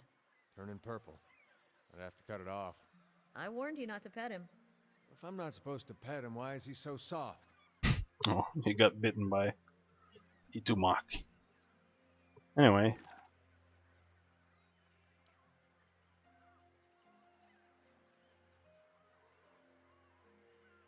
Side quest number 1.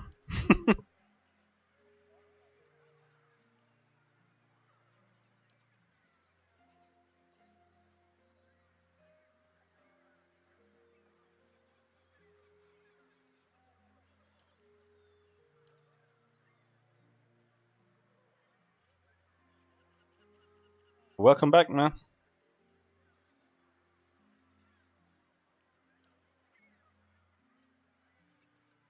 Travel to Redrick's Hold.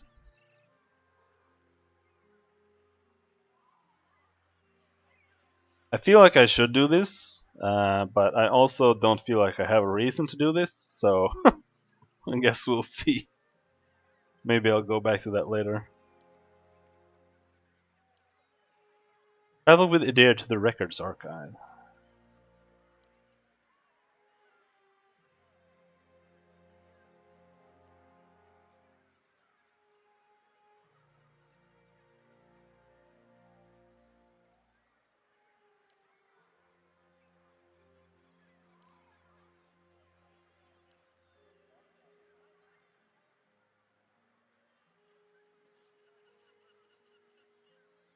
Yeah, Itumak does do some nice crits. He doesn't die in like 2 seconds. I always lose track of him in combat as well. Yeah, that's an inn. I thought that was an inn here.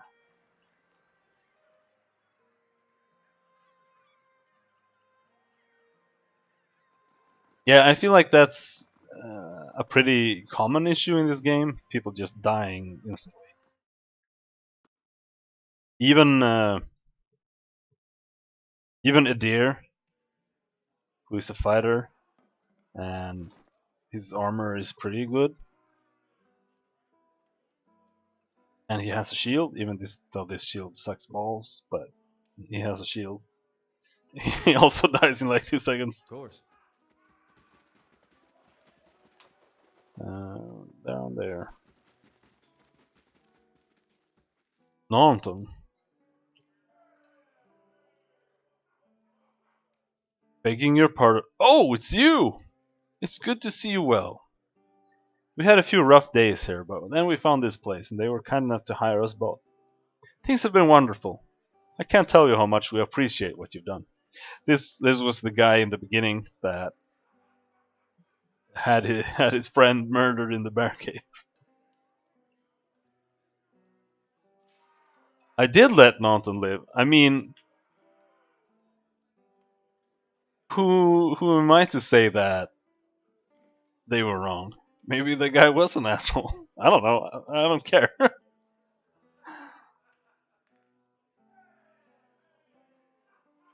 I am playing kind of like a drifter, uh, a bit of a Conan type, which is why I picked this. So not really much of a moralizer. Hello. Show me your menu.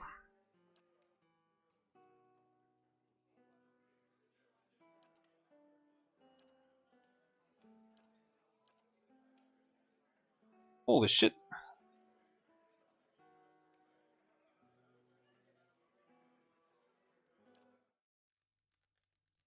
Well, Conan is pretty stealthy when he wants. Conan is basically a fucking Mary Sue. He does like everything. Mm-hmm.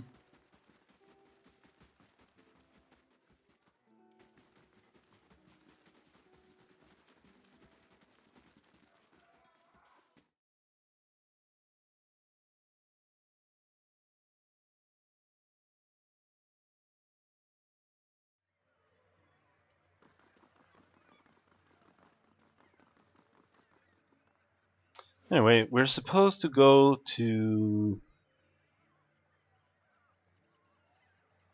I don't think it's at the first fires. Or is it?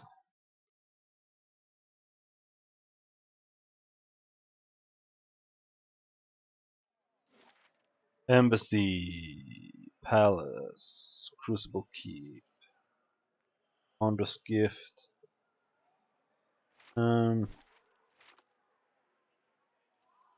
not sure. Let's go up here.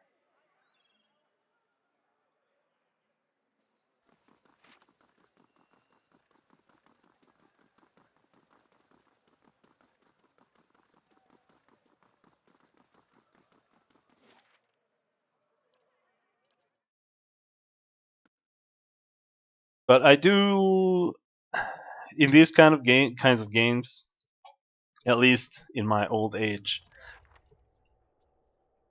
I do find it more interesting to play characters more strict, so that you don't go around exploring every nook and cranny everywhere for no reason. Like for Skyrim, there's a mod. I don't like Skyrim. I think it's a crap game, but there is a mod for it that lets you randomize your start. So instead of being on the cart from the beginning and getting executed almost and becoming the Dragonborn every time, you can just start as like some farmer somewhere, or you're like a guard in some city or whatever, and you can get you can kind of role play different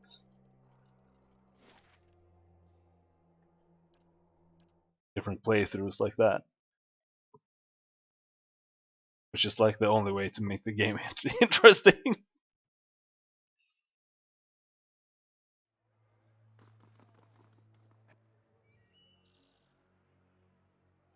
I seem to remember this being the place.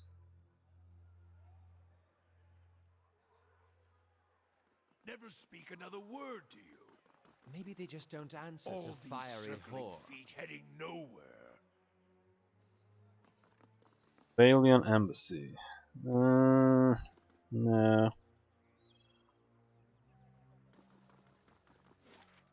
Yeah, there's really nothing going on in Skyrim.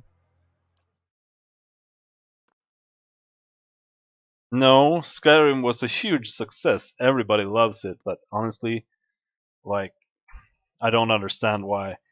It doesn't have gameplay. Bring back the feisty one. There's a woman can do some damage squeezing her legs together. It isn't a parlor trick. Besides, she doesn't take orders well. She has backbone, that woman.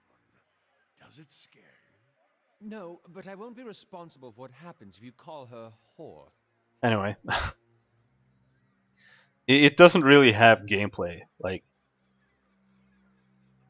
The Elder Scrolls Online has more gameplay than Skyrim does. Uh, because they added like skills, and they added blocking that actually mattered, and they added like power attacks having more of an actual purpose. But like the thing with Skyrim is that it doesn't have gameplay, and the main story is crap, and the exploration is really like there's a huge amount of places you can go, but there's nothing interesting to find because there are no cool side storylines or anything. Even like there's maybe one if you want to argue like the Assassin's Guild might be kind of interesting, but even the Mage Guild and the Fighters Guild,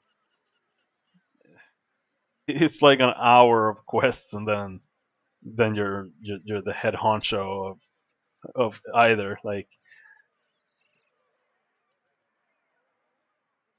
there's just nothing. Long time no see. I don't. I'm sorry, I don't even remember you. But it's been a long time since I streamed regularly, at least.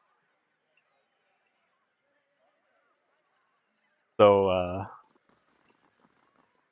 you're not the only one I don't remember.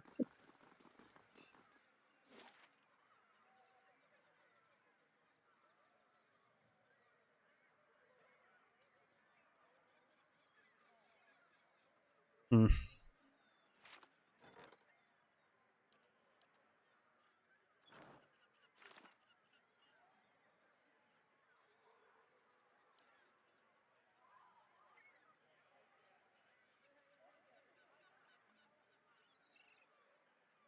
In the Ducal Palace. Okay, okay. So it is in the first fires.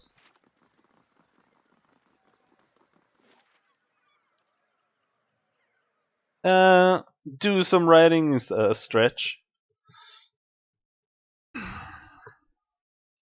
I've only written like a little bit of the prologue for my game, and I haven't really gotten to it much more than that. But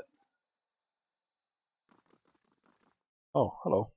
But I've had some other things to deal with, other than work. So I'll get to it when I can. Hey. But I want to do more writing. It was actually kind of nice to do some writing for a change. Hey.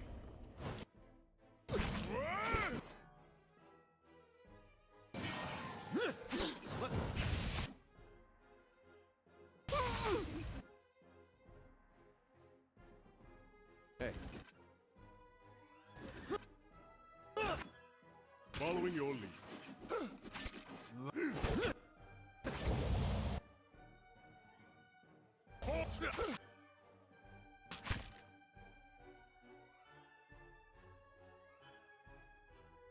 What?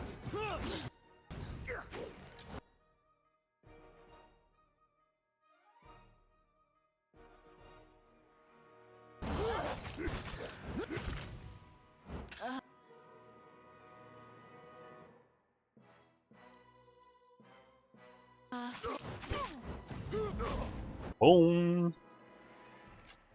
Dead on.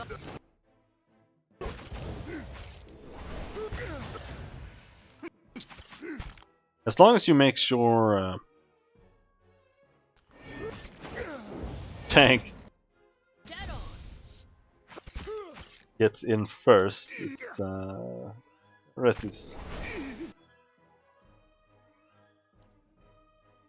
fine.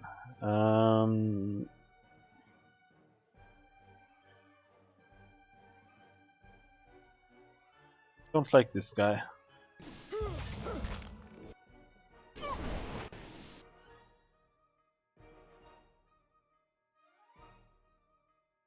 Hey.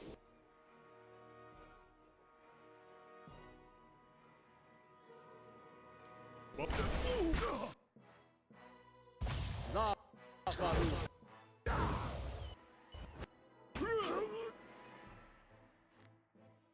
Yeah. Hey. Art.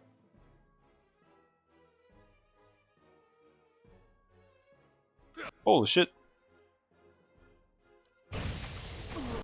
Ah well, whatever. Dead on. These ones are in for a walloping. Aye? Bare wound, minus 50% healing received. Ah, we can live with that.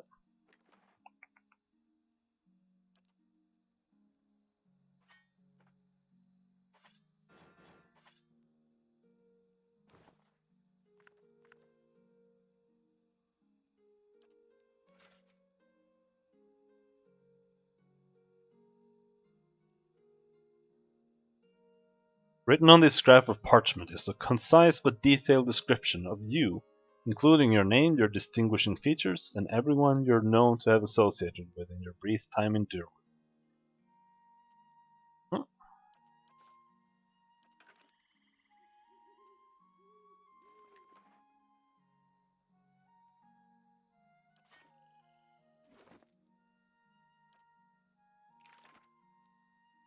Have here.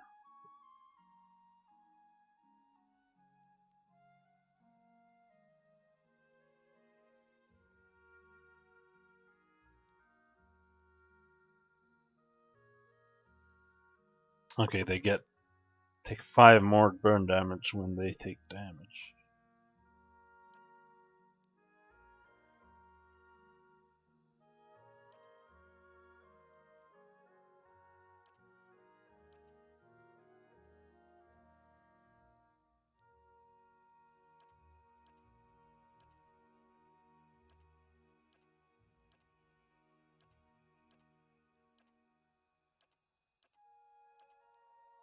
Is there a limit to how many spells you can know? Hope not. Guess we'll find out.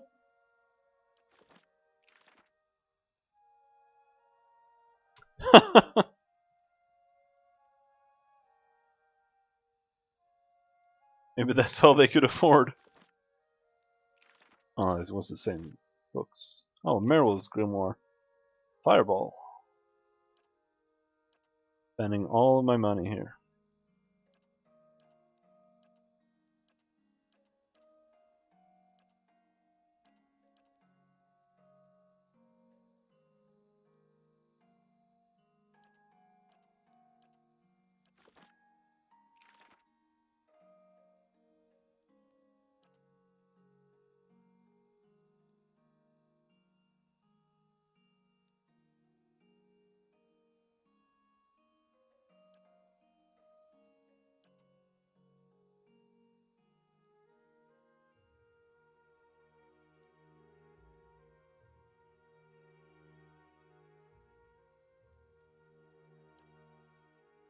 Life drain.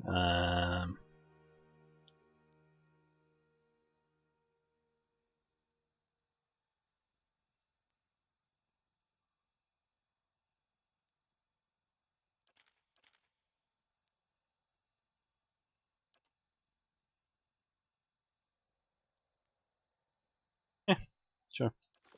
Oh yeah, I was gonna. Let's see.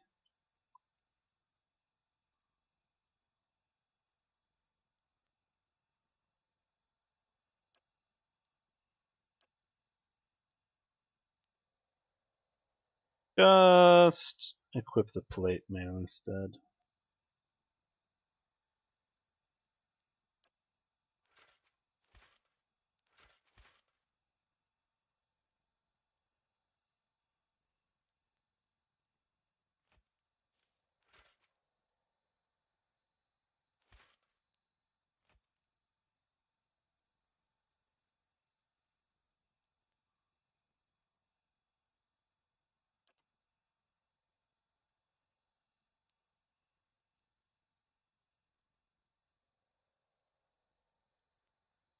Meh, that's fine. Right.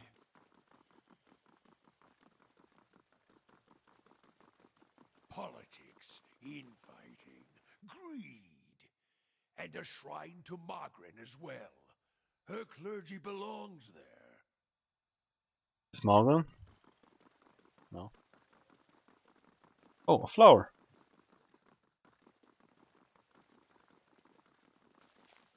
Another flower. I need all of the flowers so I can make a legendary weapon.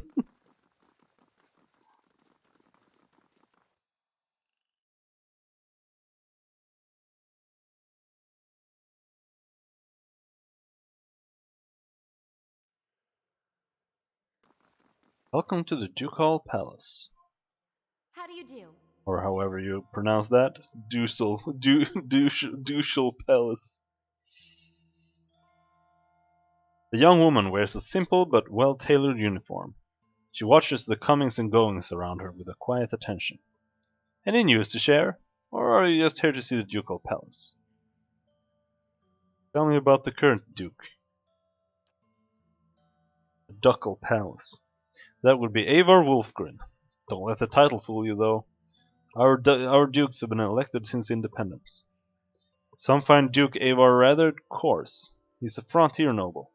Personally, I think a rough and tumble type is just what Defiance Bay needs. Goodbye.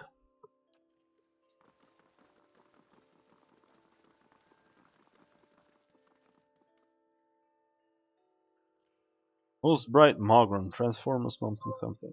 Gods keep you. The woman's head is bow. The woman's head is bowed as her lips move in prayer. Just as you approach, you catch her glimpsing at the statue near her. She notices you and forces a smile. Praise be to Mogron, and welcome to her temple. How may I be of service?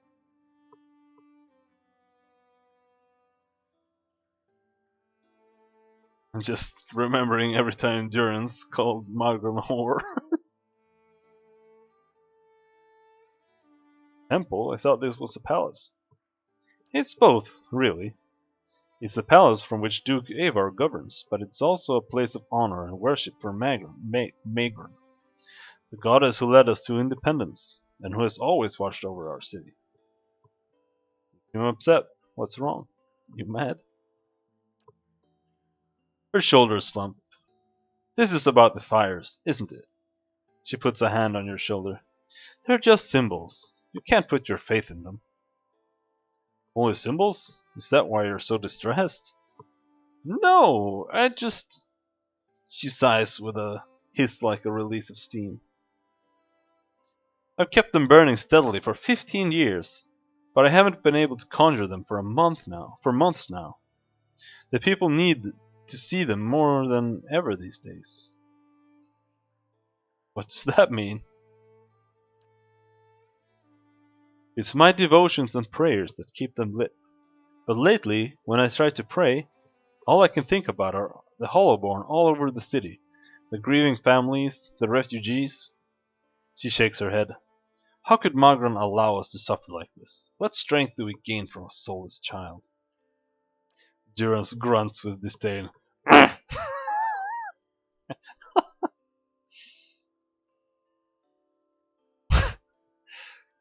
What strength do we gain from adversity? From trial and test? The fires don't wither because she lacks in faith. They wither because she does not understand how to be faithful to a whore. A whore wants neither praise nor devotion. A whore wants to be compensated for her services. And Magron is paid and pleasured in sweat and struggle and pain. This mewling imbecile is unworthy of what Magron's womanly heat. Shrug.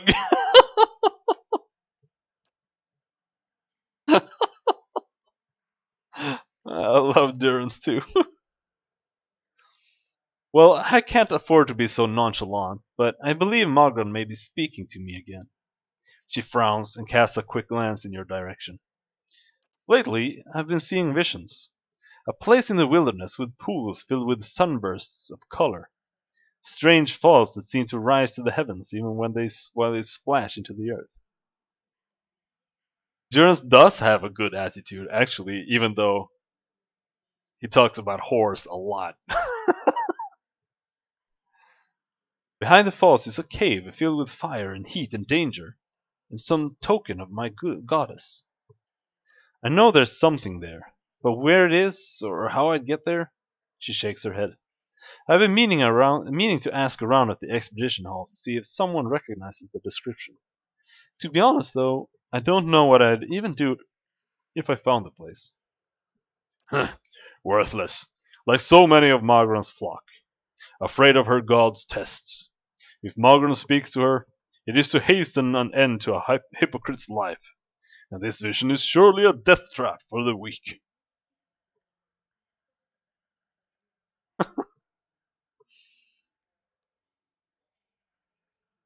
What's the significance of the sacred pyres?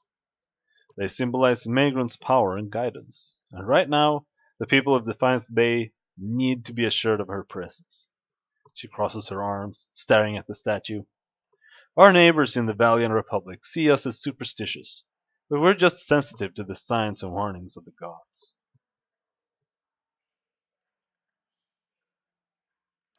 Whatever. Cinders of Faith.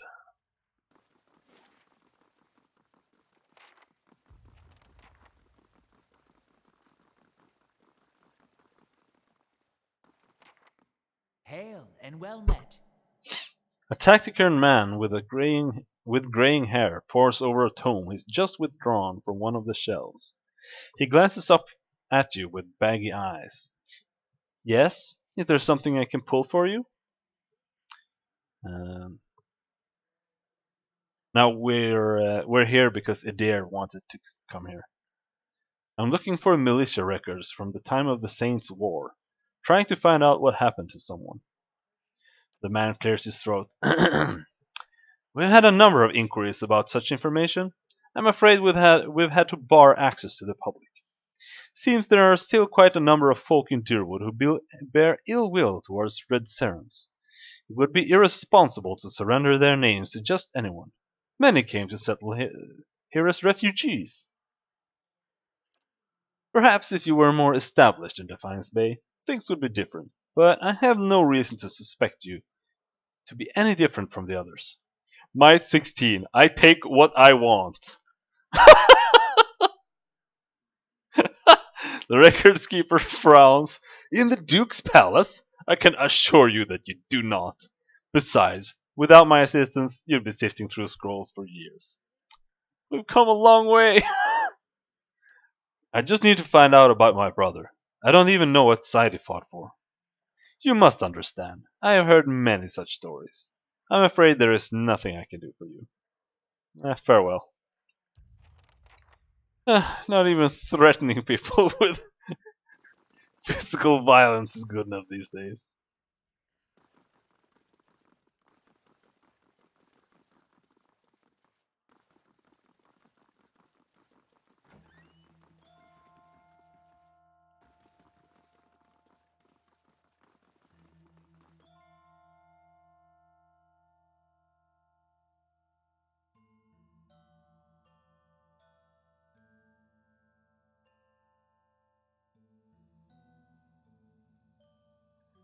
Hmm.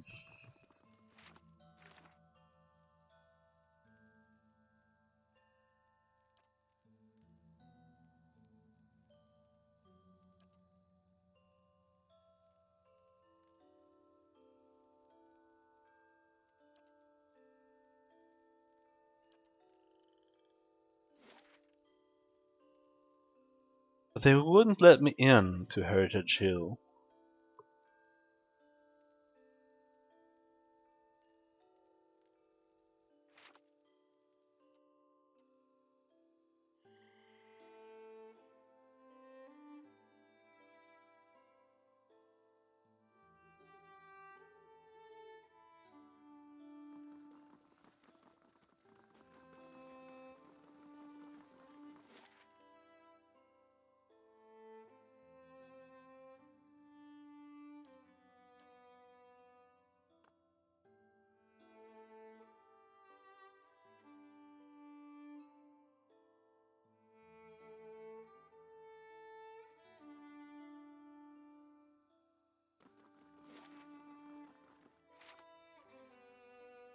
I want to see if I missed something in the catacombs. Maybe there's another way you can go there.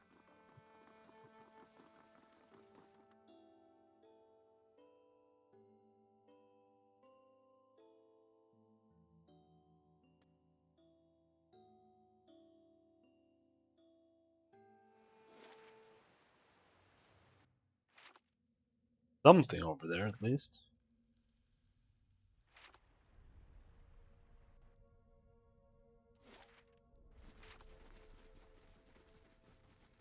Also remember this place being bigger.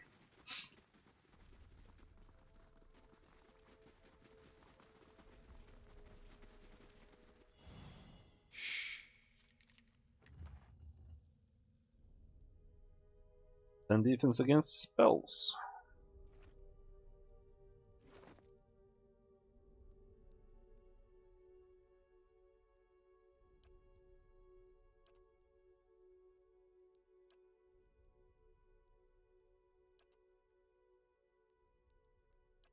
Yeah, he can have that.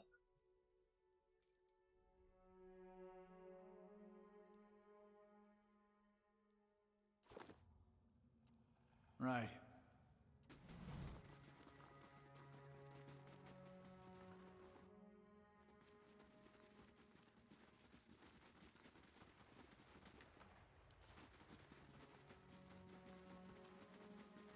Laying low.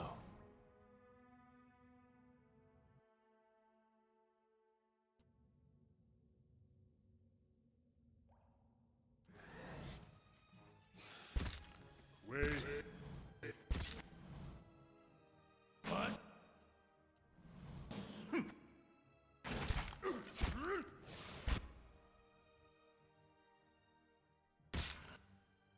Right.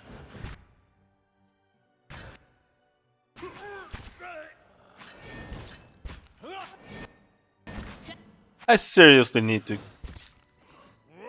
buy some people here blunt weapons.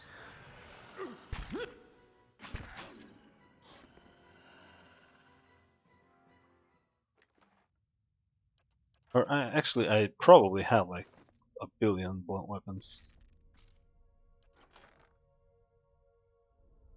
I have a mace, stiletto, a hatchet. There we have something.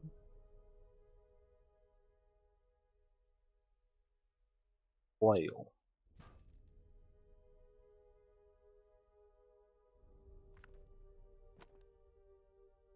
And we have a large shield there.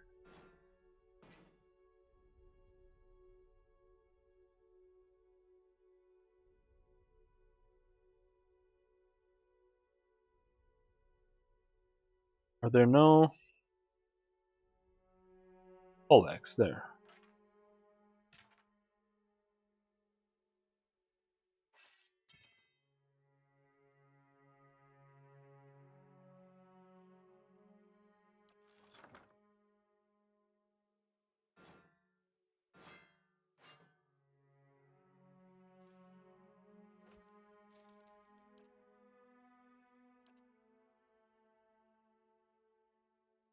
He has an S-stock, but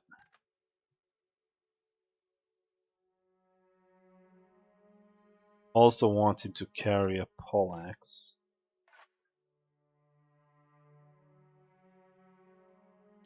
Don't know why it's called that. It's a poleaxe. Fine poleaxe.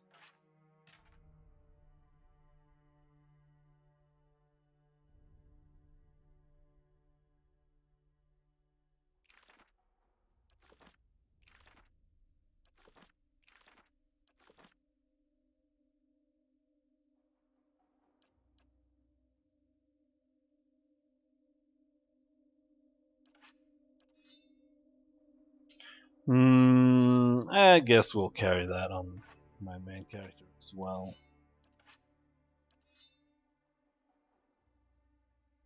Just so we have some crush damage. Mm-hmm. Light, flame, and Yeah, this is the room I was missing. we'll keep to ourselves.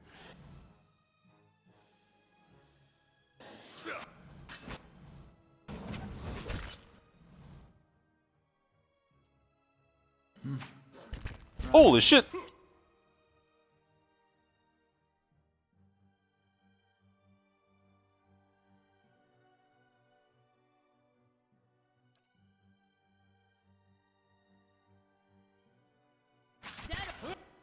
Where's Itomai?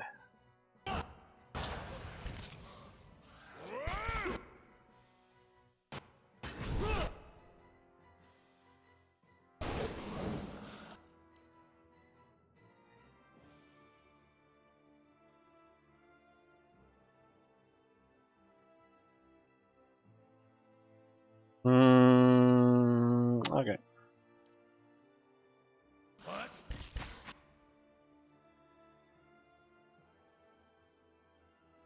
Moe.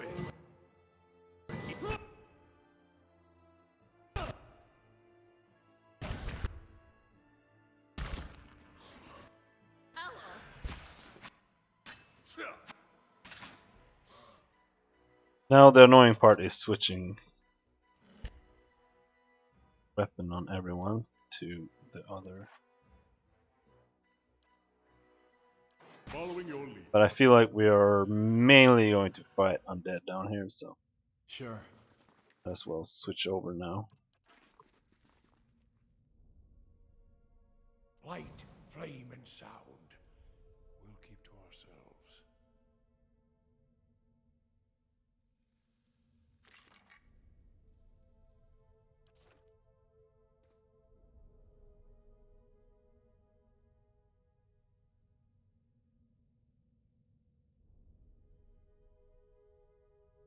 Yeah.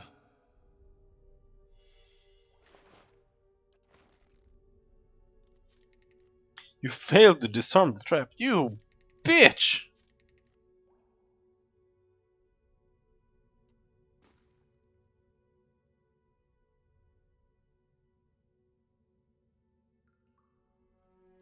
Huh?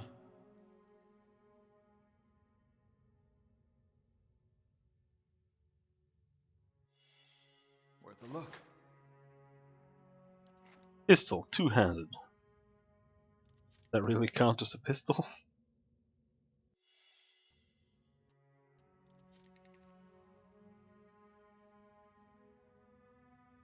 Aye?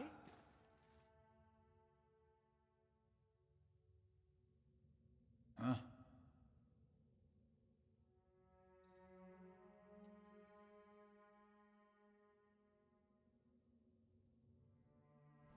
A lone figure in tattered robes shuffles across the chamber, muttering under its breath. As you approach, the figure halts and swivels its head towards you.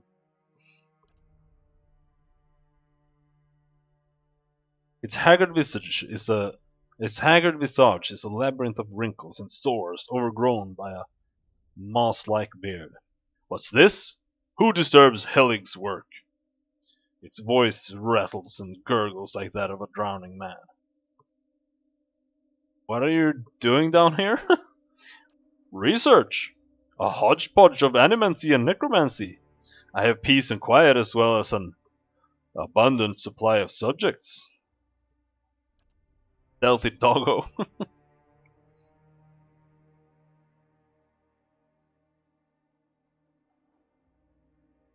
What are those creatures behind you?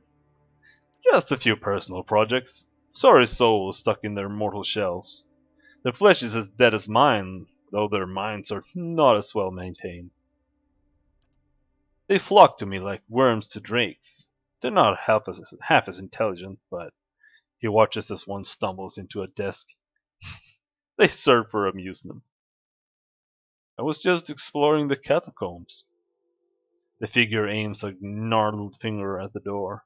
Then go, and thank your gods I'm not hungry.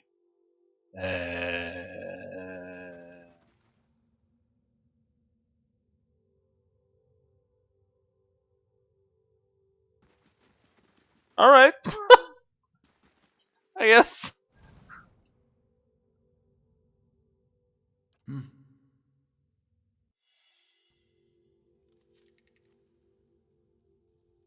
Alright. Just test it. Yep. Characters are retarded in this game. Doesn't feel right.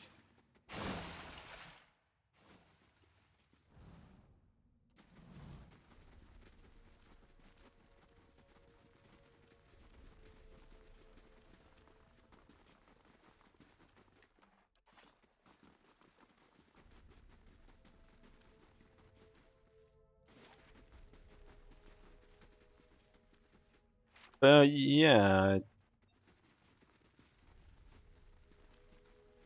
don't think that there is anything more down here, except for this black ooze. Wait. Let's go. Yeah. Let's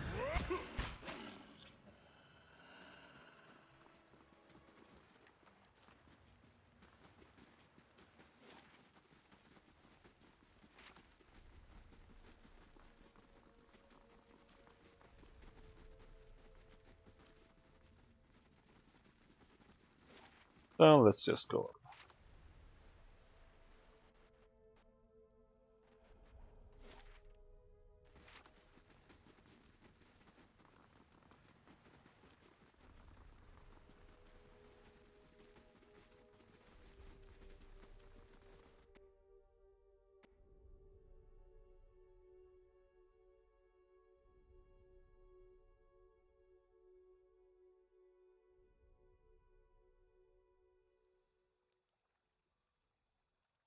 Adair, you have said you fought in the Saints' War, but for which side? The one that blew up my god. I didn't mean anything by it. I imagine a man with a head made of fire and light could be very convincing. Funny thing about Dear Woodens. With all that fire and light, they just treated him like another authority figure. Hmm.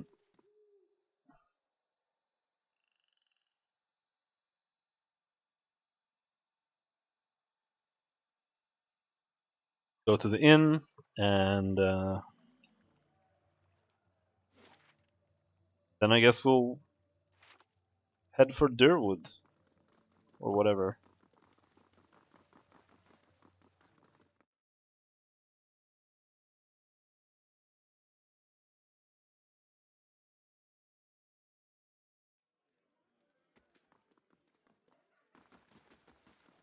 Good day, stranger.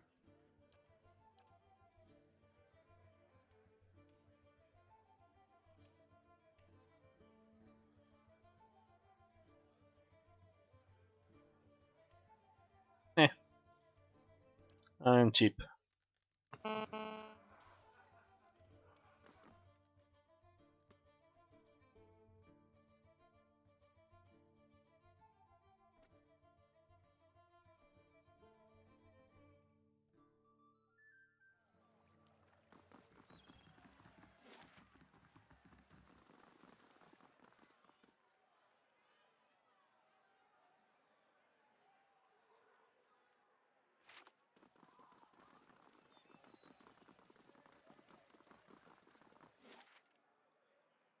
Yeah, that's. I remember there was another bridge here.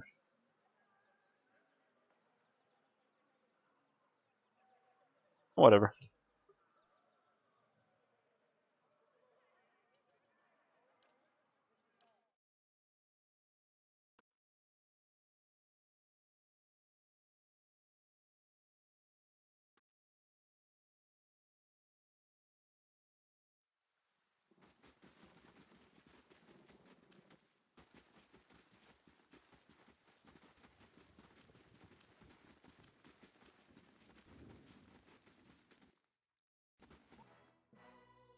Wait.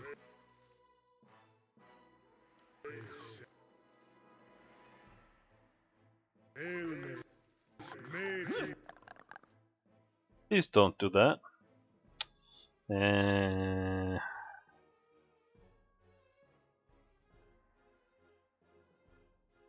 switch back.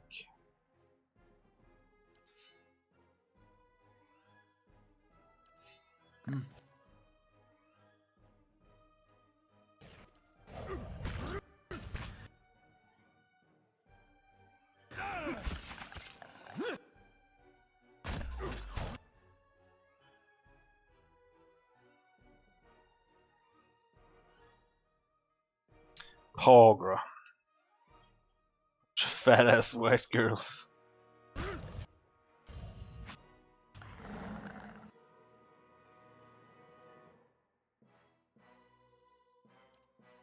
Following your lead.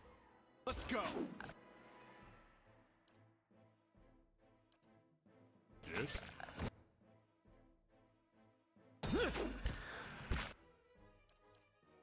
What?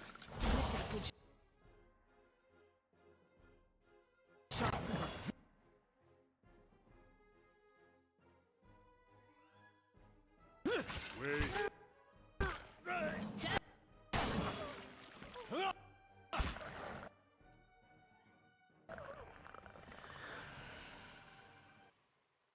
Swollen eye. Well, that doesn't matter. Sure. That's the thing that's weird with Jiren's having a staff. Like, if you don't just keep him on wand, he'll wander in and try to melee something, and the enemies will instantly turn to attack him instead. Right. And then he explodes. Following your lead. The bright sun casts its light on a pattern in the ground. You kneel to get a better look. The stone here has been carved with a few simple shapes. A small circular indentation marks the center, and a much larger circle surrounds it. You see what appears to be a writing above the two circles. Look at the circular indentation. The indentation is shallow and smooth. It looks like it was intended to hold something specific. Examine the outer circle. Several shapes have been carved along the outer ring. Though most have been worn away, you can make out a crescent above the center. Examine the writing. The characters are completely foreign to you. No doubt the remnants of some long forgotten language. Wait a while. Wait a while. Stars, examine the writing.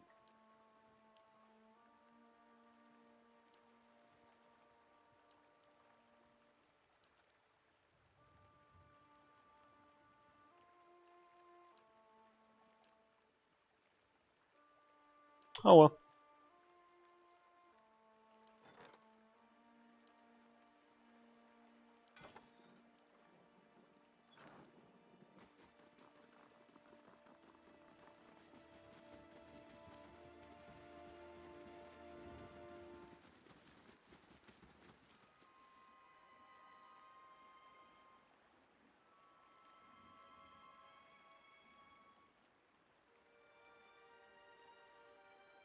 I might have remembered this character.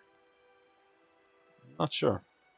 Chewing on a piece of uncooked meat, a small Orlan dressed in tattered leathers offers a mumbled greeting and waves his hand. Despite his pleasant smile, the upper right portion of his face is in a sorry state. An eye patch stitched with a stylized eyeball wraps around his head.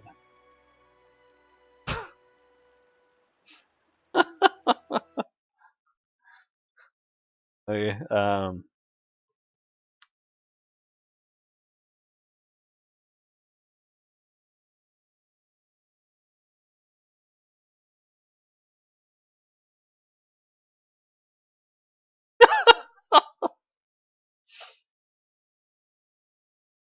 this is all I'm seeing. This is who we're talking to right now.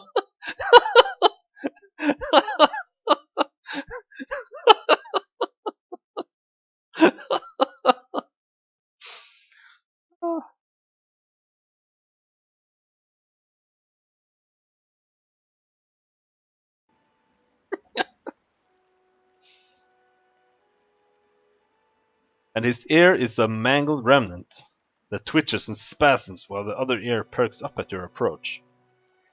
Next to him is the splayed carcass of a deer that appears ripped open by a bear or wolf. You hear a gurgling rumble next to you. Sagani places her hand on her stomach.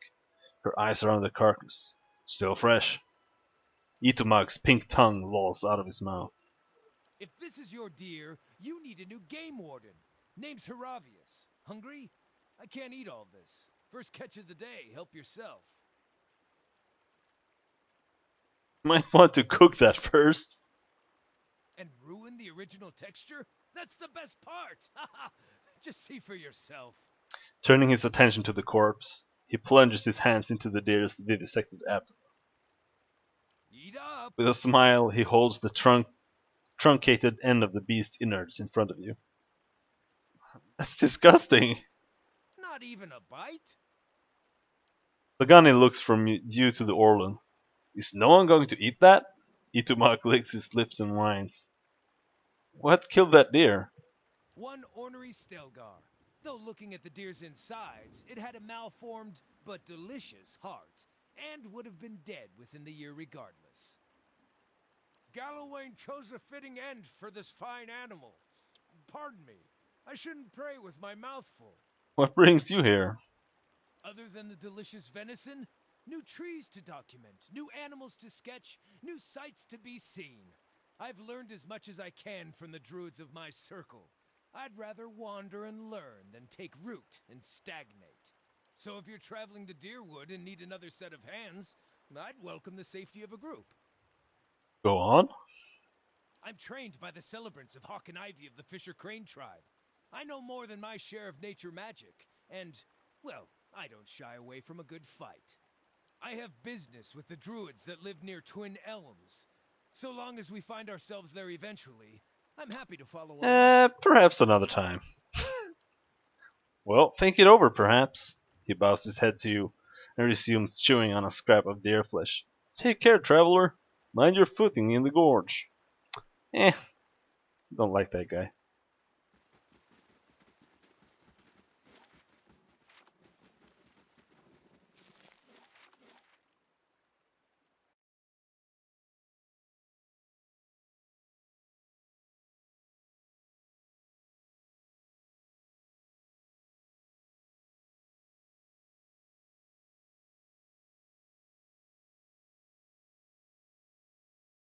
Well, he seems to be part of the original game. I was thinking maybe they added him in.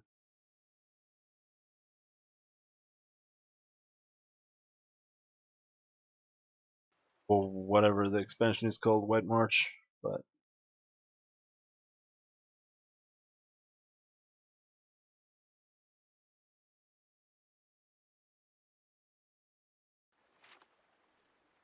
I do feel like I remember him.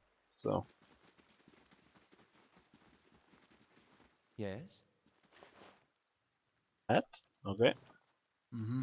Oh, flowers. Okay, first, random lion. Hey, Okay.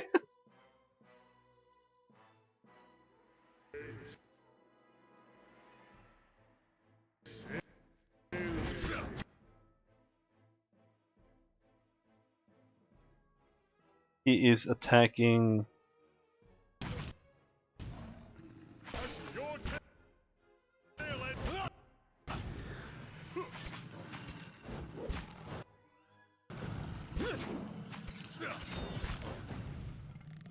Holy shit! Well, I guess it's no surprise that lions are fucking brutal. Only got a wrenched knee. Okay. Is he gonna fall behind all the time now when I'm Right. walking? No, it's only combat. Wait.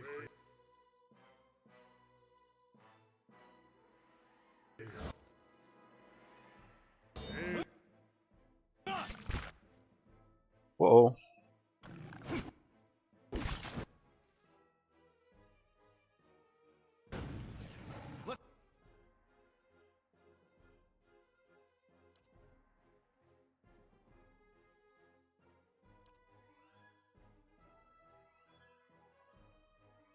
Let's go.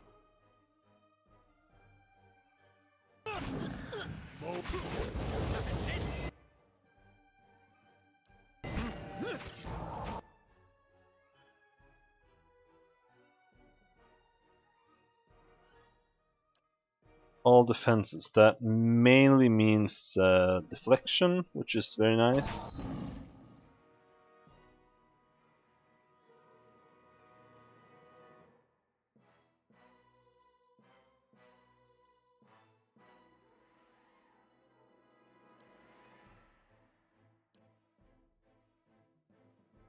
Okay, that's a better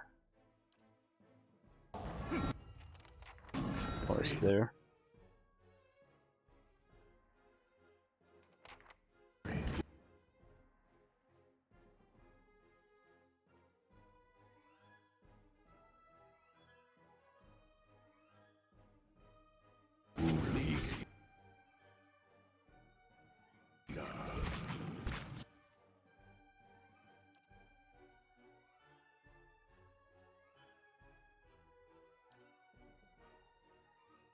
Stand.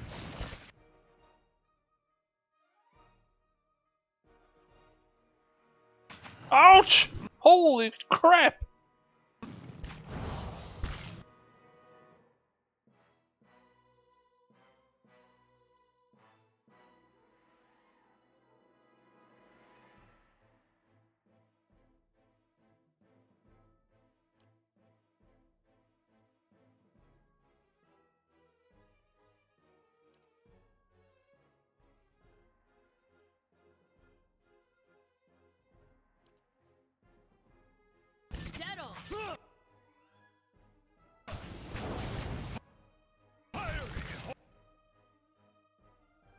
Stormwall Gorge?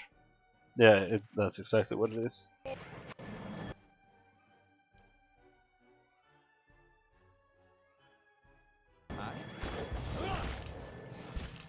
Get on!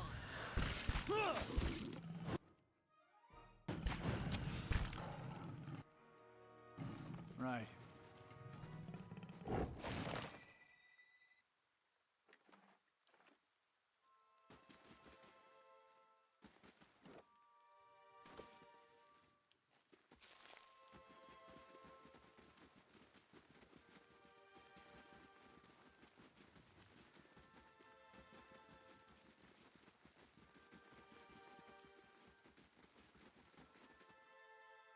Oh yeah, I found some flowers.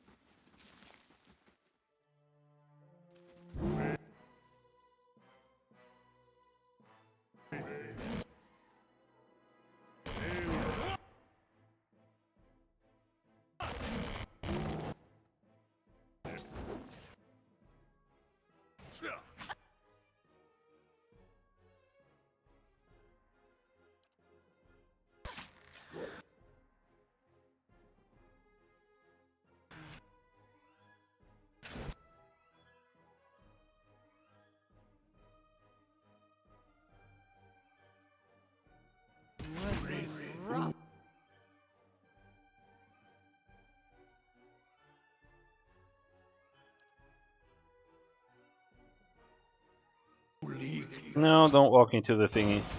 Whoa! Yikes.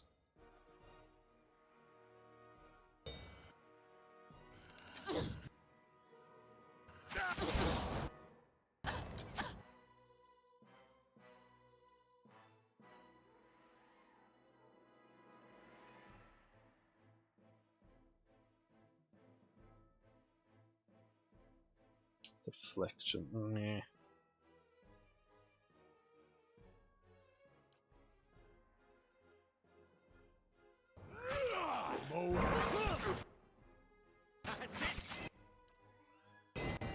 And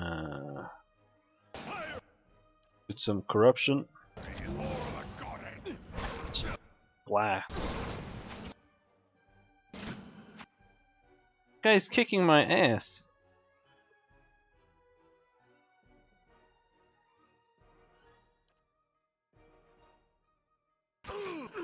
Holy shit! He fucking destroyed me.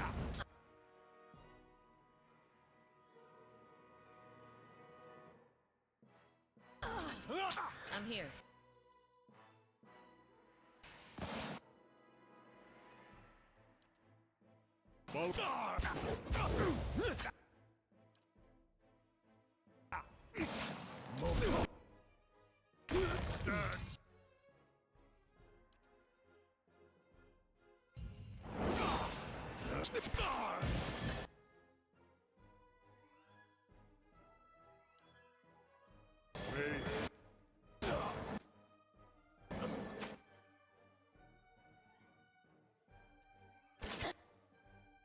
Does look like I'm winning. Doubt this guy is gonna one-shot me.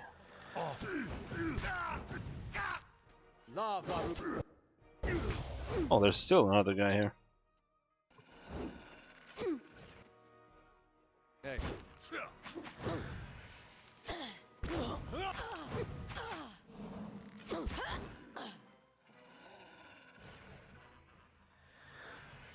System shock.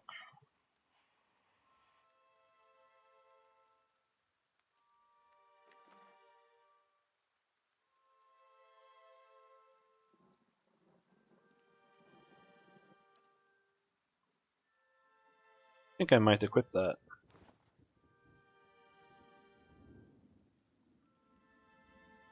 Had some pretty decent stuff, seems like.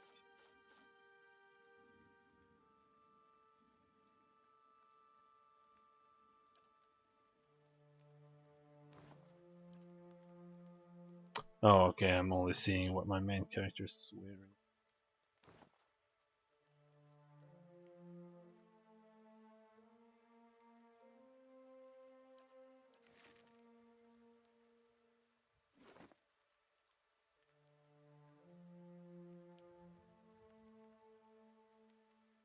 But yeah, this has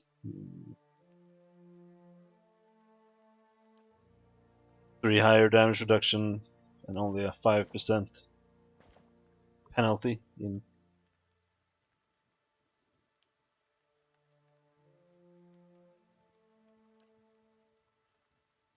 recovery speed.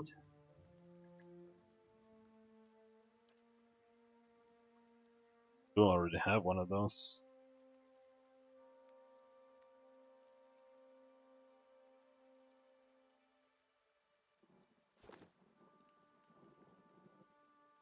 Sure.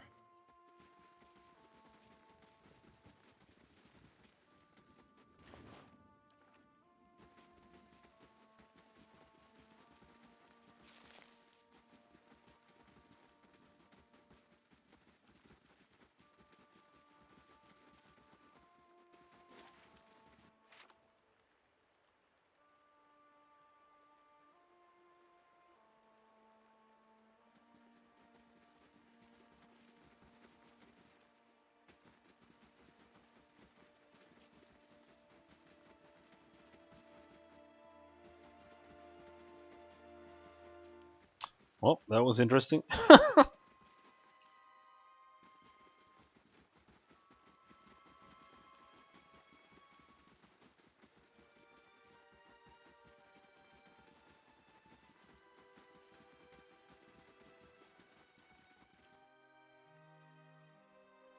On we go.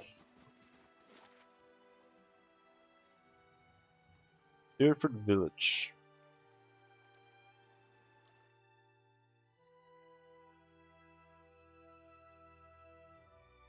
I feel like the first time I played this, I went around and did like 4 billion quests or something, and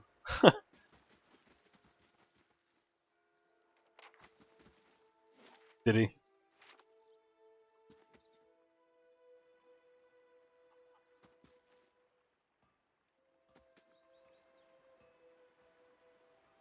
Because I went to this place so late. An elf idles by the road, watching the village across the river. He nods as you approach, and the cowled figure standing near him falls silent. Greetings! A look of horror slowly forms on his face. Blazes! You've just come from the village, have you? How bad was it?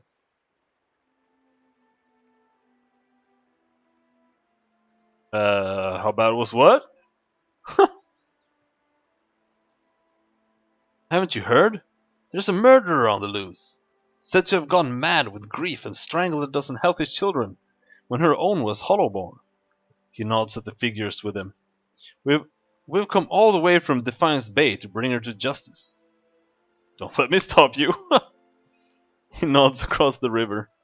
She's hiding out in the village. We'd go in after her ourselves, but the problem is she knows our faces. There's no telling what she'd do if she saw us coming. And we'd like to avoid any further unnecessary bloodshed. He leans closer. Her name is Nifre. She's an Orlan. We want to get her out of town so that we can deal with her cleanly. She knows we're looking for her, but if someone were to convince her that it's safe to leave. If she's a mass murderer, why didn't the Duke send Crucible Knights after her? The powers that be want to keep things quiet, for obvious reasons. Better not to cause a fuss, and certainly better not to startle her into doing something drastic. I'm not so sure about this.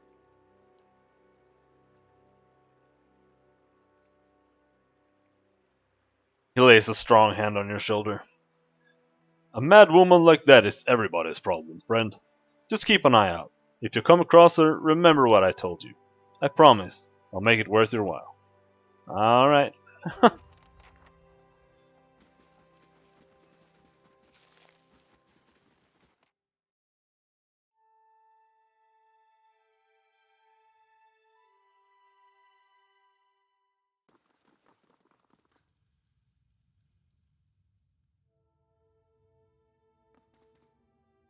Like the Beardmar, no one trusts me with anything more than lighting candles. Poor guy. Out with you! I already told you what. I'm sorry.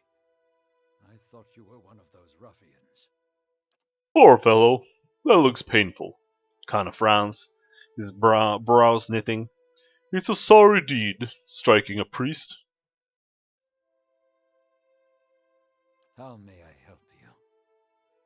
Oh, he stops and peers at you, squinting through a black eye. Yes. Gives you something between a smile and a wince. What happened to you? I never saw their faces. Strange hooded men asking about those ruins. Cleoban Relag. Most of the brigands who come through here asking about the ruins are looking for a few ancient trinkets. But these people knew the name, and they were in a hurry. They wanted to know where Cleoban Relag was. I tried to keep it from them, but I couldn't hold out forever. I don't know what they were up to, but it can't be good.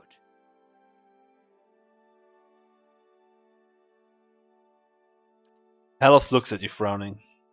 That does sound like the leaden key, doesn't it? The old priest nods politely. Is there something else I can help you with? Can you tell me where to find the ruins?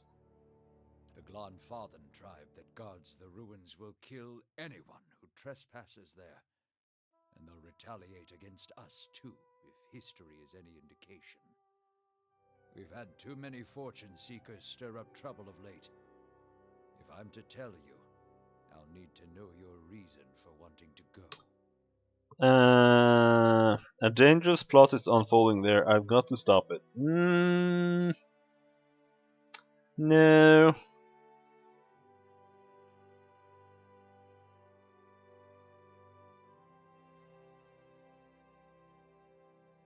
Still don't feel like that's really why I'm here. Trust me, you're better off not knowing. If you say so. Whatever goes on in the city nowadays is beyond me. You'll find Cleoban Relag here. Whatever trouble you find there, please end it quietly. And try to stay out of the ruins. He's like, I won't tell you unless you give me a good reason. And I'm like, no. And he's like, oh, alright. It's over here.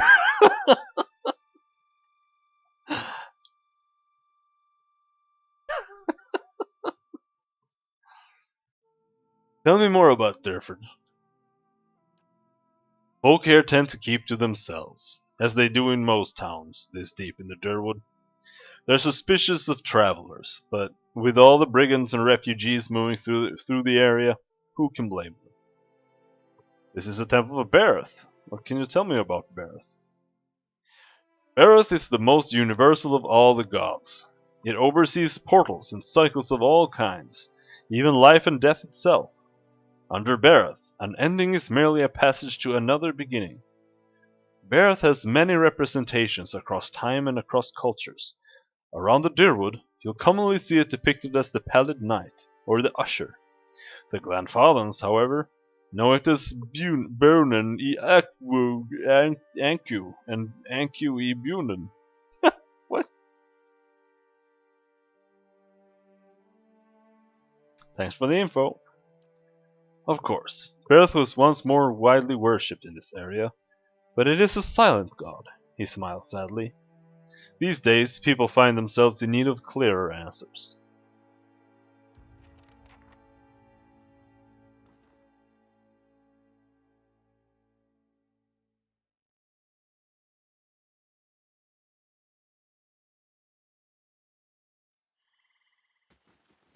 Your brother, did you and he get along?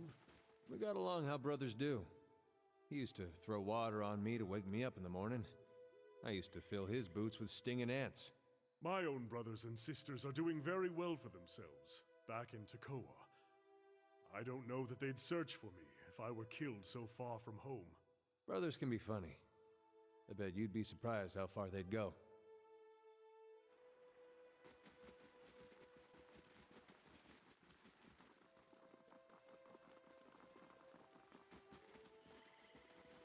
Hail, traveler. Guard gives you an appraising eye. You've recently come to Deadfire, I take it. I don't suppose you saw a young elven noblewoman out on the road. I'm stuck in this wretched place with the rest of my unit until we find her. Get out of my way! Who is she? Lady Aelis. He bites his lip. She's the daughter of Lord Nestor Harrod, and she's gone missing. He sighs. Perhaps you could go speak with Lord Harrod at the inn. He'll be grateful for the assistance. And it could be the villagers will open up to you more than they'll have us.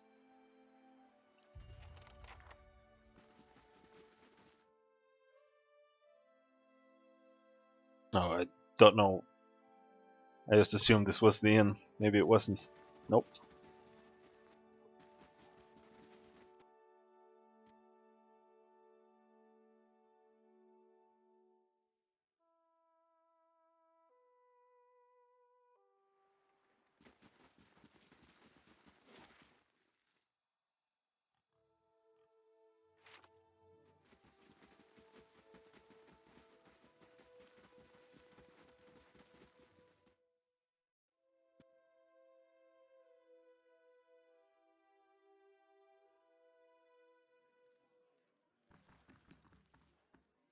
I just want to find her.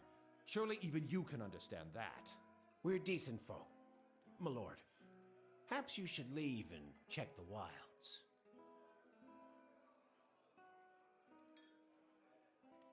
Good day, stranger. The innkeeper digs inside a mug with a dirty rag. His eyes under his thick brows are tired but watchful. He gives you a quick nod as you approach the bar. Don't see many travelers these days. Something I can do for you? What was your exchange with that nobleman about? He looks up from polishing his tankard and glowers at the lord. Folk round here's decent. They mind their own business. If you want to stick your nose in it, go talk to him for yourself. Okay. I'd like to see your rooms. Stables.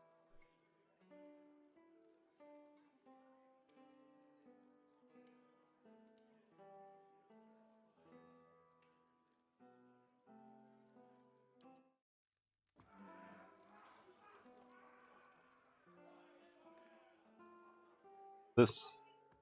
Good day to you. A redhead stands by the fire, tuning her lute and plucking its strings. She hums snatches of a melody as she goes. First time at the Dracogen? Normally I'd have a song ready, but I haven't quite worked out this tune yet.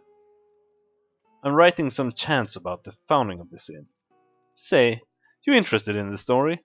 I haven't finished the chants, but I could tell you about it all the same. Perhaps another time.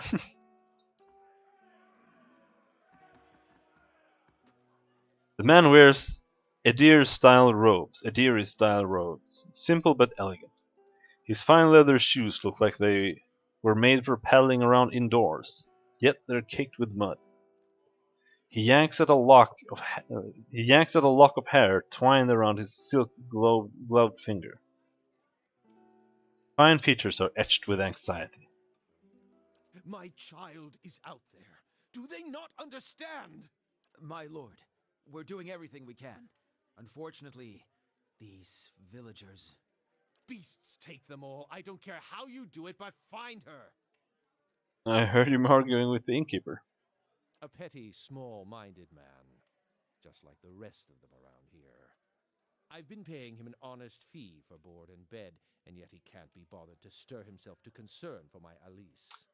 Actually, he seemed angry at you.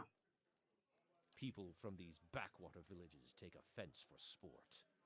You have to but show up with a full coin purse, and they'll hear insult in the jingle of your step.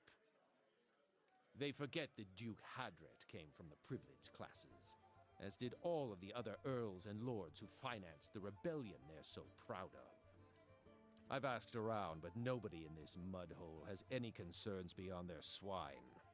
They turn my men away like beggars and seem downright pleased to be of no use. But you're not one of my soldiers. And you look like you're used to getting your hands dirty, if you don't mind my saying so. Drifter. That's 'cause I picked Drifter. His guard leans in. My lord, a simple vagabond.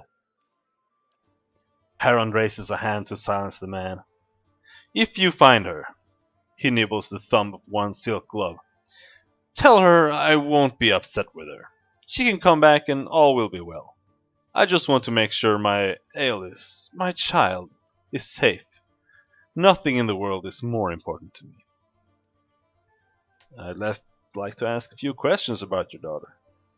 Elise, of course. Describe Lady Elise. She's a striking young woman. Bears more resemblance to her mother than to me. She has auburn hair and delicate, well-bred features. She must be, 28 or 29 now. He's not sure. Tell me about her disappearance. We'd stopped in Deerwood for a few days. Deerford. We're not in Deerwood, we're in Deerford. For a few days. On our fourth evening here, I was making plans to continue our journey. Lady Elise was feeling unwell and went to bed. When I retired, a couple hours later, I found that she had vanished. None of my men had seen her go, and none at the inn knew where she was. Since then, my people have been combing the village, but we've yet to find a clue, and the locals have been no help. Why did you and Elise come to Deerford? It was merely a stop along the way to Aina's Rest. However, she took ill shortly before our arrival, so it seemed prudent to allow her a few days to recover. What's in Aina's Rest? He frowns as if about to protest, but gives in with a sigh. Lady Elise has reached an age where it is prudent for her to marry. Given this legacy business, I can't let her fertile years slip by, nor do I want her wound to fester in the presence of so many Hollowborn. Oh, I'm very smart, it seems. It seems there would be more potential suitors in New Hilmar or New Yarma. You think I haven't considered that? Arranging a suitable match is difficult. The best prospects for my child lay in Aina's Rest. Okay. A lot of these like special dialogue options, they don't really feel like they do anything. Like they don't. That didn't help me. Didn't really give me any new information. It was just like, okay. It was like, fuck you, you're an idiot. Where's the rest of your family? Surely they wouldn't want to miss your daughter's betrothal. Lady Haron is ill suited for travel, I'm afraid, and unfortunately, Elise has few other close relatives. My sister and her husband, Elise's aunt and uncle, of course, have been visiting Edir these past few months. He rubs his knuckles. And as for siblings, Elise has none. My wife has only given birth to Hollowborn, since Elise, that is. I see. But going back to your daughter, let's go back to my previous question. Goodbye.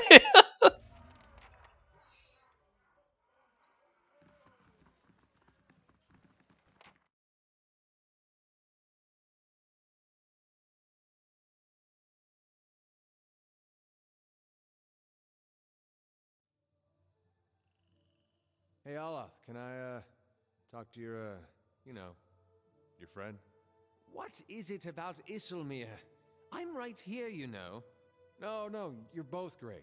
It's just, well, I feel like I don't get to spend as much time with her, and she's just so funny. I mean, some of the things she says are not nearly as funny when you've been hearing them for 50 years. Holy shit, how long have you been awakened? Holy crap. I thought you were like 20. But I guess he is an elf.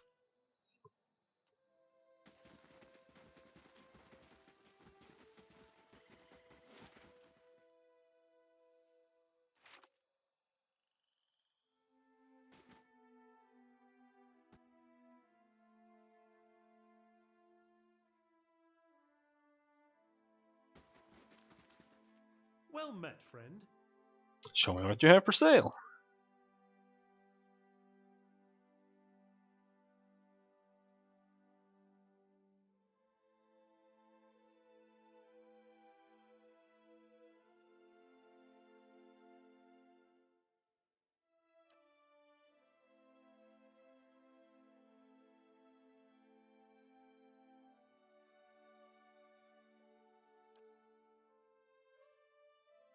Honestly, I was mainly looking for a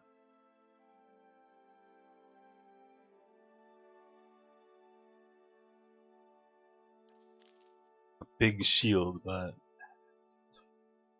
one seems to have that. Welcome. I'm looking for a young woman named Elise. That lord's got you asking around too, eh? He grunts. At least you ask politely enough. Bad enough having a small army move into town, but then they start throwing their weight around and telling you your business. He shakes his head and clucks. Cluck! What are... Stop making weird noises. That's the problem with these lords. They think their money and their family name entitle them to some kind of special treatment. They expect everyone to fawn over them, the way their servants do. No, sir. That's not the kind of people we are. Not in the Durwood. We broke away from Edir to get away from that kind of nonsense. If they think...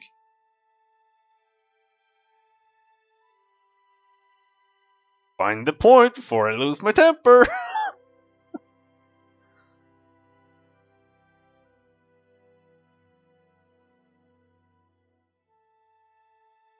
Winfrith, focus! I'm looking for the girl. Of course. I was just getting to her. He clears his throat. I haven't seen her. Not since she went missing, anyway. She mostly kept to herself. He shrugs and wipes at the buckler again. But you know how women are. Always carrying on, full of palaver once you get... What's palaver? Palaver. Unnecessarily elaborate or complex procedure. Okay. Yeah, that makes sense.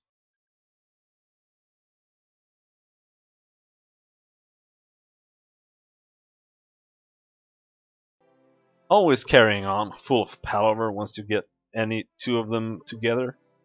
Perfectly harmless, mind you. I'm not criticizing, just feels like they never run out of things to say.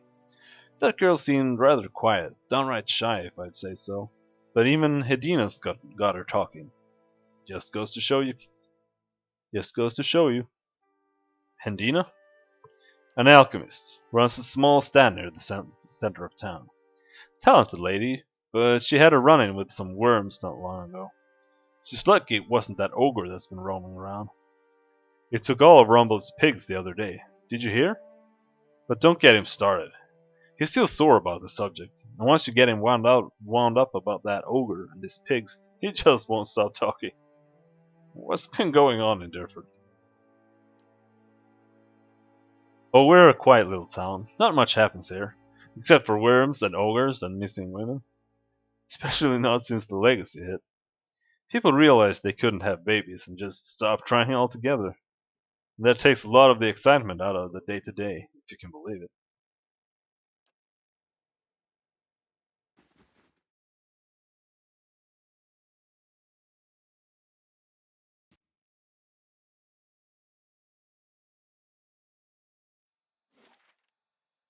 Venus Apothecary. And Ugh, smells like my old hunting leathers. I'm just glad everyone has all of their stores open 24/7. Well met, friend. A young woman leans against a wagon. One arm and one side of her face are covered in bandages, with the raw, rippled flesh showing underneath. A minty, tangy scent wafts from her dressing. She smiles painfully. Just ventured into town. I'm about dry on some of my stocks, but you're welcome to have a look-see.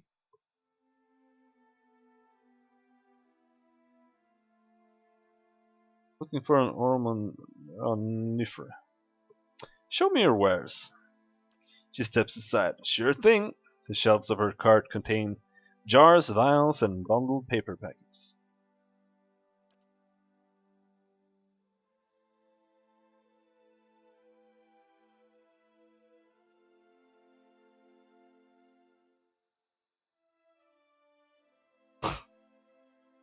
Damn. Health potions are expensive as shit. Hail and well Actually, met. I'm looking for a missing noblewoman. Oh, that lord's daughter. She was a new shade of green when I seen her the other morning, chatting with Triggle. She was just outside of his shop. She points at the crumbling tower. Uh, what was wrong with her? Tugs at a bandage. No offense, but I hardly know you. I'm not one for gossip, and I certainly don't want to cause the poor girl any trouble. Lord Heron said she was ill from travel. She laughs. That weren't no road sickness. Trust me, I know it when I see it. Thanks for the information. Well met, friend. Looking for an Orland named Nifra. I did see an Orland lady headed into the Dracogen just the other day. She points across the road at a large building. Don't know what her name was, but she was acting real sneaky like.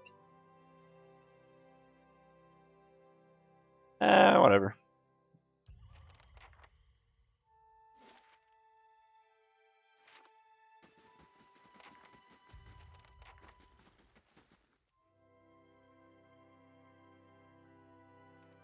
This middle-aged peasant woman is dressed in a brown leather cloth draped down to her knees.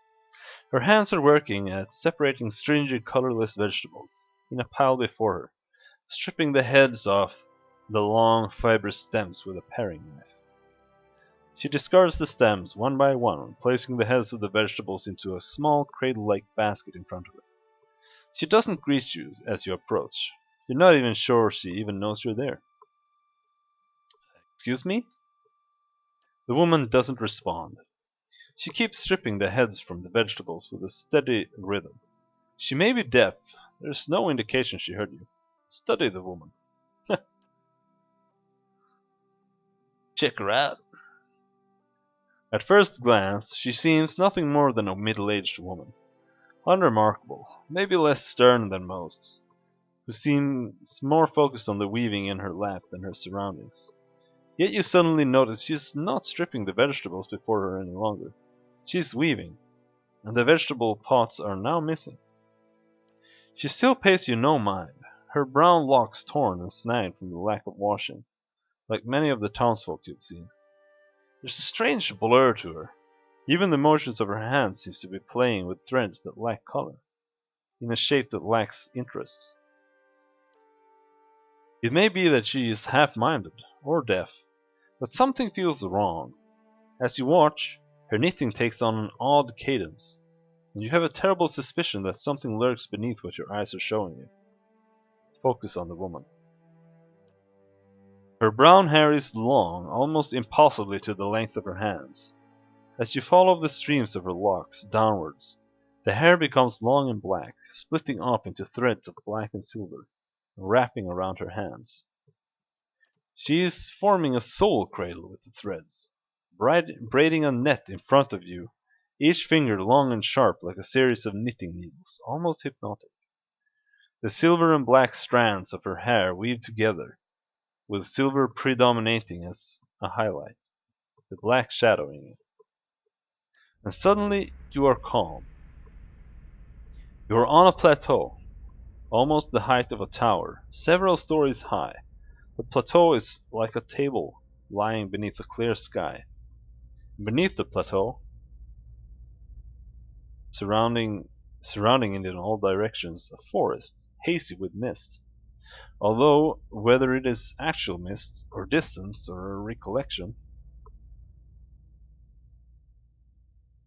resting in the curve of a natural arc above you is a great copper bell, half again the size of a man, hanging at attention, as if looking down on you and the event unfolding before you. Plateau has soaked in the sun, and the rock beneath you is rough and warm. The sky forms a cradle around you. You feel different. Not disembodied, but you feel your body. Your physical contours have changed along with the surroundings. And you hear a soft series of chimes, like wind chimes. At the sound, the scene gains color and texture, as if the sound is beckoning you gently forth, filling your senses and thoughts, like mist roiling softly into a sealed chamber. And focus on the chimes. The chime coaxes you deeper into the memory, and you're certain it is a memory, a warm one. You're on the stone of the plateau, your knees on the warm texture of the ground, silver, white, shimmering like Godra? It's a question mark? The plateau is formed of it, glistening in the sun. You can feel the heat on your skin, your wrists and your hands.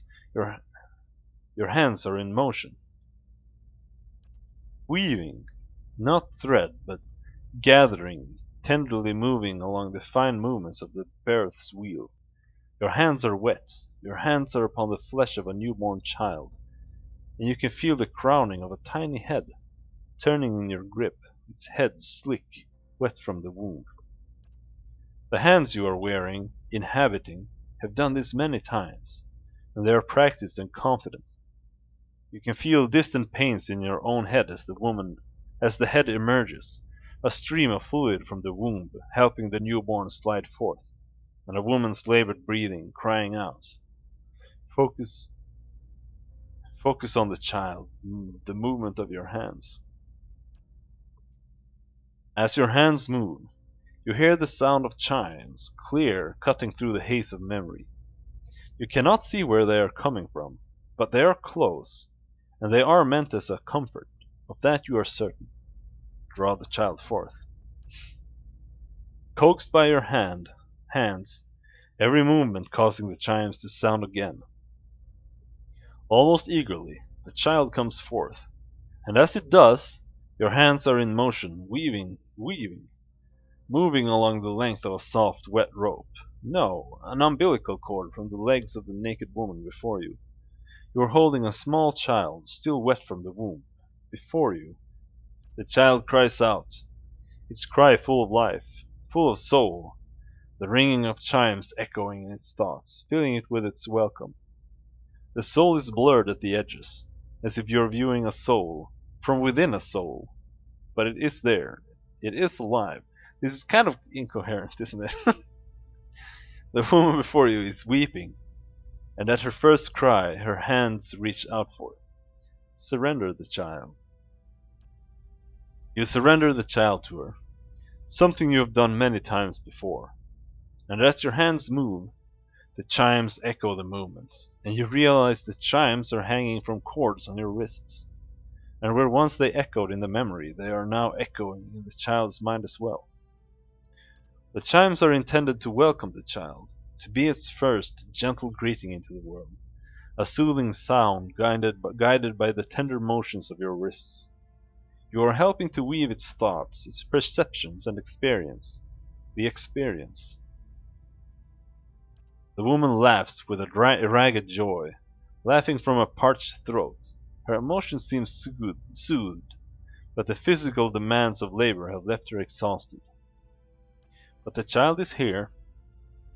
The child is safe, and all atop the plateau is peaceful, calm, distant, flattening out as the memory persists. Slowly pull back, retreat from the memory. With effort, the scene bleeds of color, and your mind becomes your own again. There's no pull, no anchor, yet the sound of the chimes remains. As they existed in the memory, they sound here as well, and they are hanging from woven braids on the wrists of the woman before you. Even as your head is spinning from the touch of her mind, the sound of the chimes on her wrist is sharp and clear, as if coaxing you back to the real world. The woman still sits before you, but she is nothing like what you first saw. She is wearing black, shredded garments that drape over her form like streamers. Her hair is streaks of black, and run through with silver. Her age is almost impossible to tell. She simply feels old, like a crumbled watchtower. As she lifts her head to face you, you see that her hair is draped across the front of her face like a veil. What you first saw of her was a mental glamour of some sort, unconscious, and you realize that what you see is not what the world sees, and you are perhaps the first to see her true self. Still, you don't sense a threat in the realization. If anything, you feel a sense of relief from the figure. You can hear her thoughts, and she is glad to at last be seen. Get away from me, whatever you are! What was that? I am seen, but the eyes of others do not remember. You were the first to see me as I am, the call stripped aside. There is a light touch on your mind, a caress, and her left hand mirrors the motion of the touch, reaching up to the air between you. You hear the chime on her wrist sound.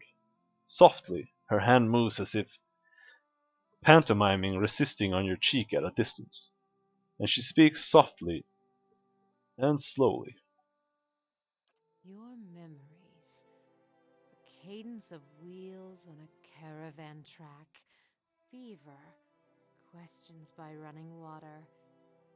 Violence in a night's campfire. Arrows in the dark. And fleeing. Falling rock and cracking stone. And a storm. The storm. The storm that brushed you. Did its screaming wake you from your mind's cradle? Your memory of it is painful.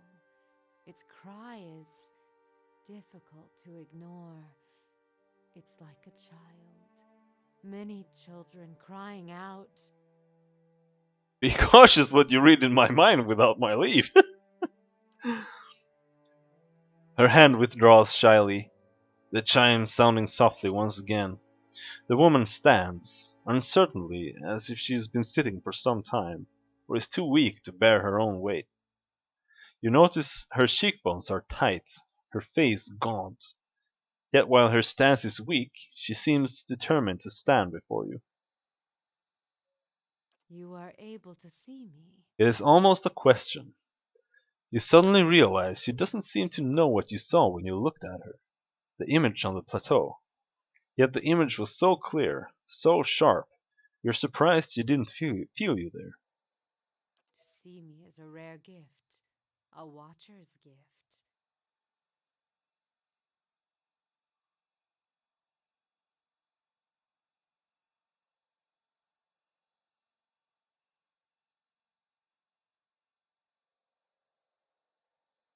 Was I helping a woman give birth? I was in your head and hers. So many questions, thoughts whirling like storm winds. That storm still roars through you, deep beneath your thoughts, yet muted and secret, like an underground river. I cannot tell if it is carving new channels or eroding what keeps your true strength buried. The fact that you could hear it at all, survive it, is something few have ever done. Your power will grow stronger with each soul you touch, as it allowed you to reach out to mine. There's a silence, and although it seems to last for but a heartbeat, in your thoughts it stretches out between the two of you, like a pull between your minds. You blink, take a breath, and then you realize she wants to ask you a question, yet can't form the words, as if assembling them is painful, or there's simply not enough pieces.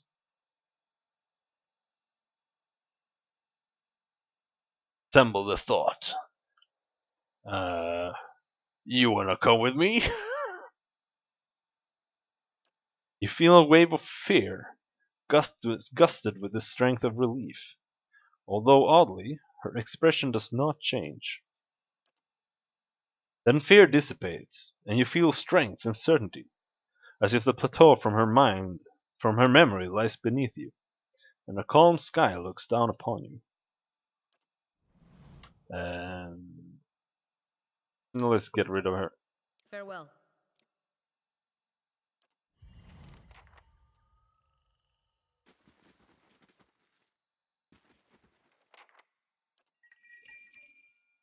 He is a cipher.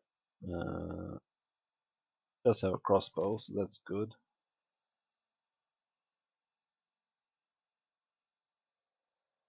Hope ciphers work with crossbows. I don't know exactly how they work. Soul whip. Good.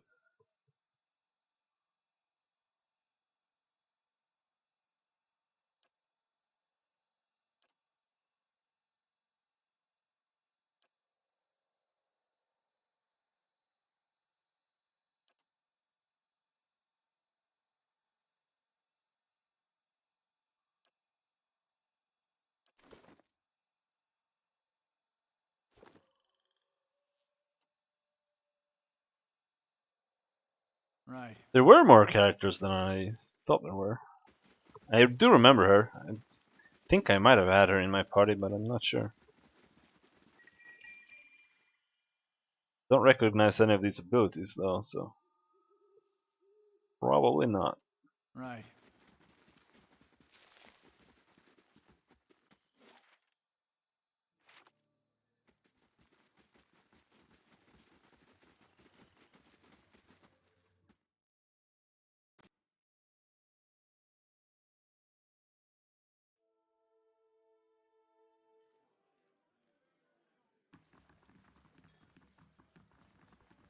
Hello!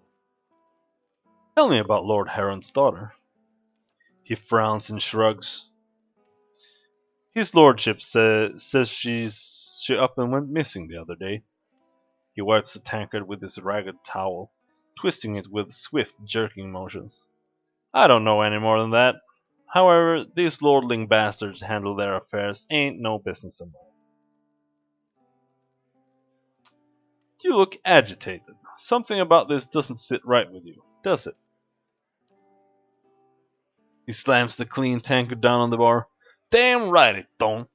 That lord saunters in here like he's cut from cleaner cloth than the rest of us, and yet he shakes his head. Look, I don't want no trouble from you, or him, or anybody else. I'm just waiting for him to tire of my ale and leave so things can get back to normal around here. I can't do any of this shit.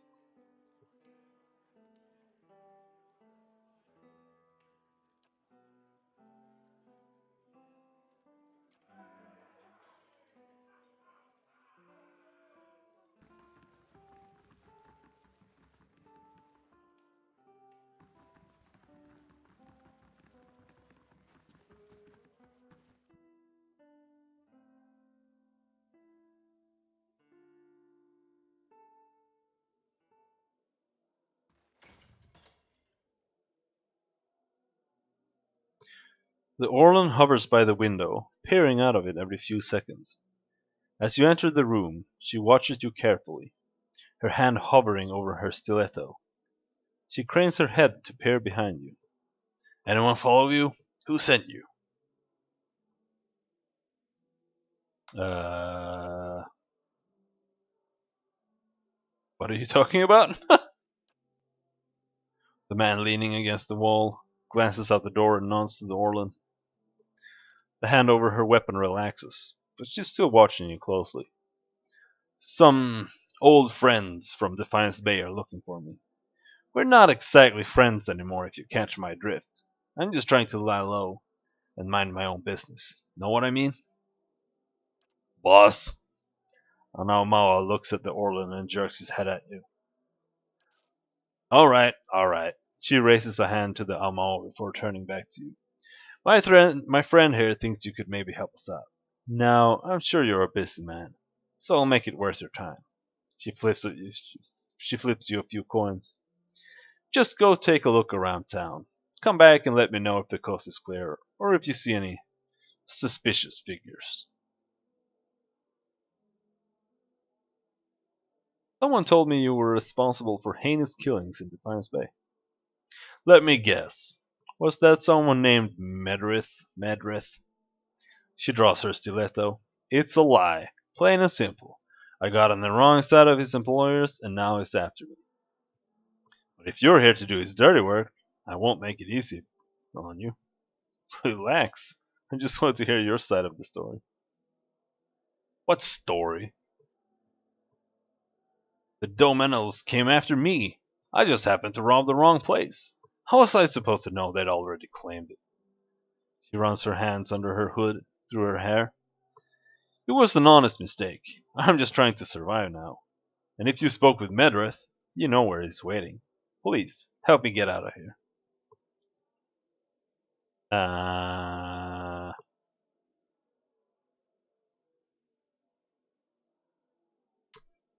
Honestly, I don't really care about this, so sure. Go east. Alright, I'm trusting you. Don't have much choice. See if you can send him the other way. That should buy me some more time. She follows the hooded figures towards the stairs, giving you a final uncertain glance as she passes through the door.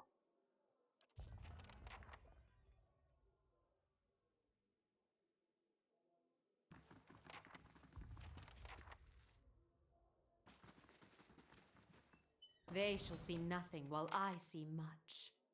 Uh-huh.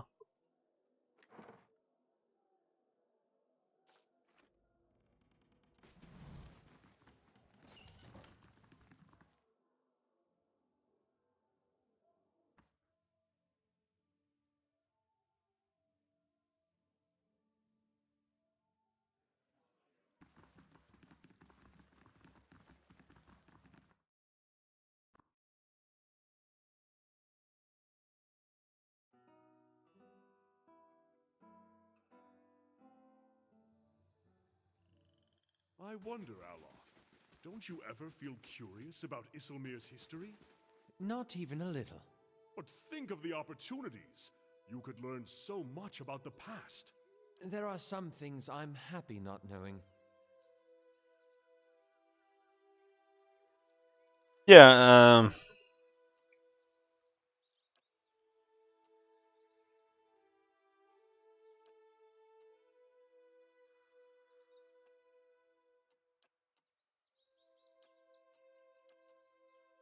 yeah, they're both definitely just like rivaling thief groups. But I just don't. My character doesn't give a shit about this shit. Well met, friend. He picks at a long blade of grass. Found Nipra yet? I'm ready to get out of here. She snuck out the back of the inn and went north. He squints at you, pulling the grass into two flimsy threads. Did you know? And how would you have known that? I was just hoping you'd believe me. Don't worry. I'll catch up to her right after I take care of you. Well, alright. If you're gonna force me.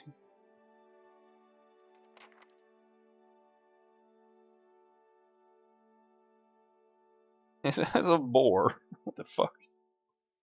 Who just has a boar? Hey.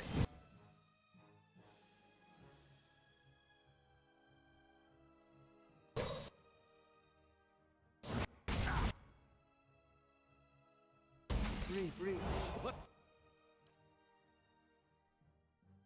Because this costs focus.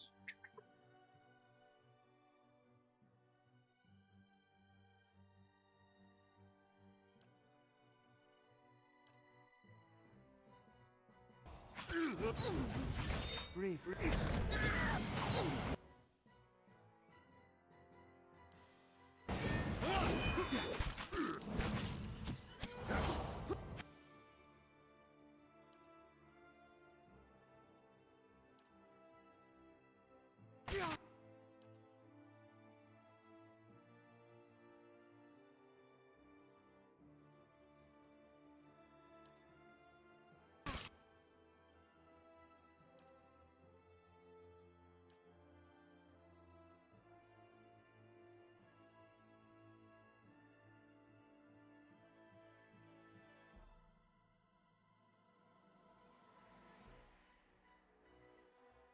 No, I don't like that.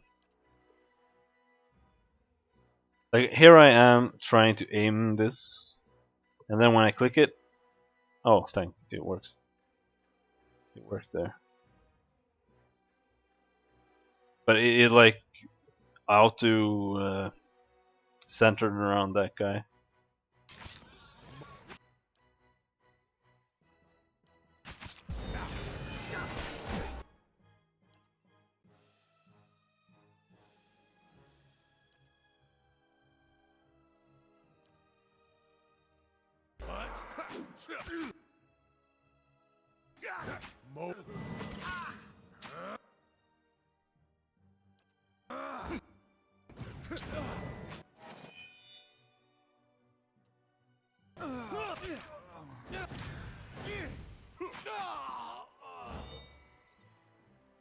That's what you get.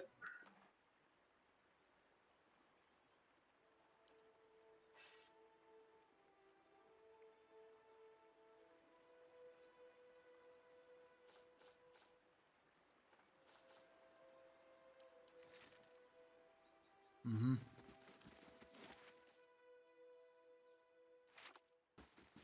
Level up soon? Nope.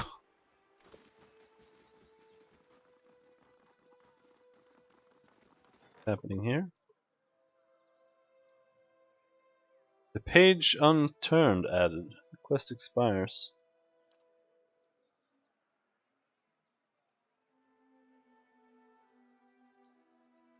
A series of murders has shocked and terrorized the scribes of White Rock Isle. Sequestered in their island monastery in the Boot of Andra, they have had little success reaching out to the mainland for help.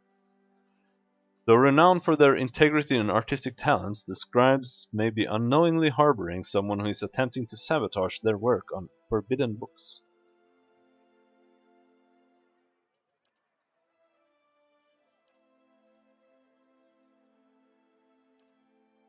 Alright.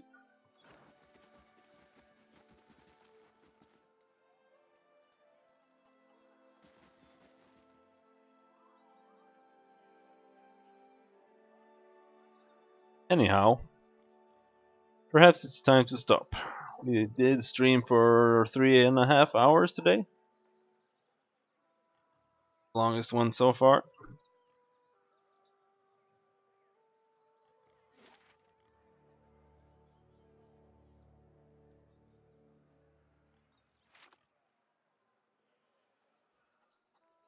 I think I'm gonna try streaming a bit more often. I've just been doing Fridays, pretty much. But we'll see. I'll write on Twitter. I need to update my links on my page.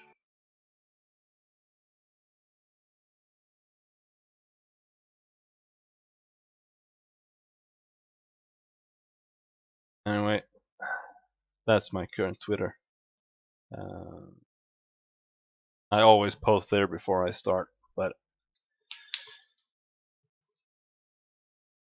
I will start streaming around like 5 to 6 CEST or GMT plus 2 or whatever. Alright.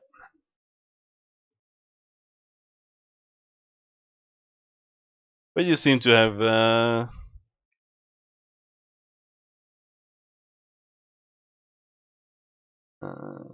you seem to keep track on when I'm streaming anyway.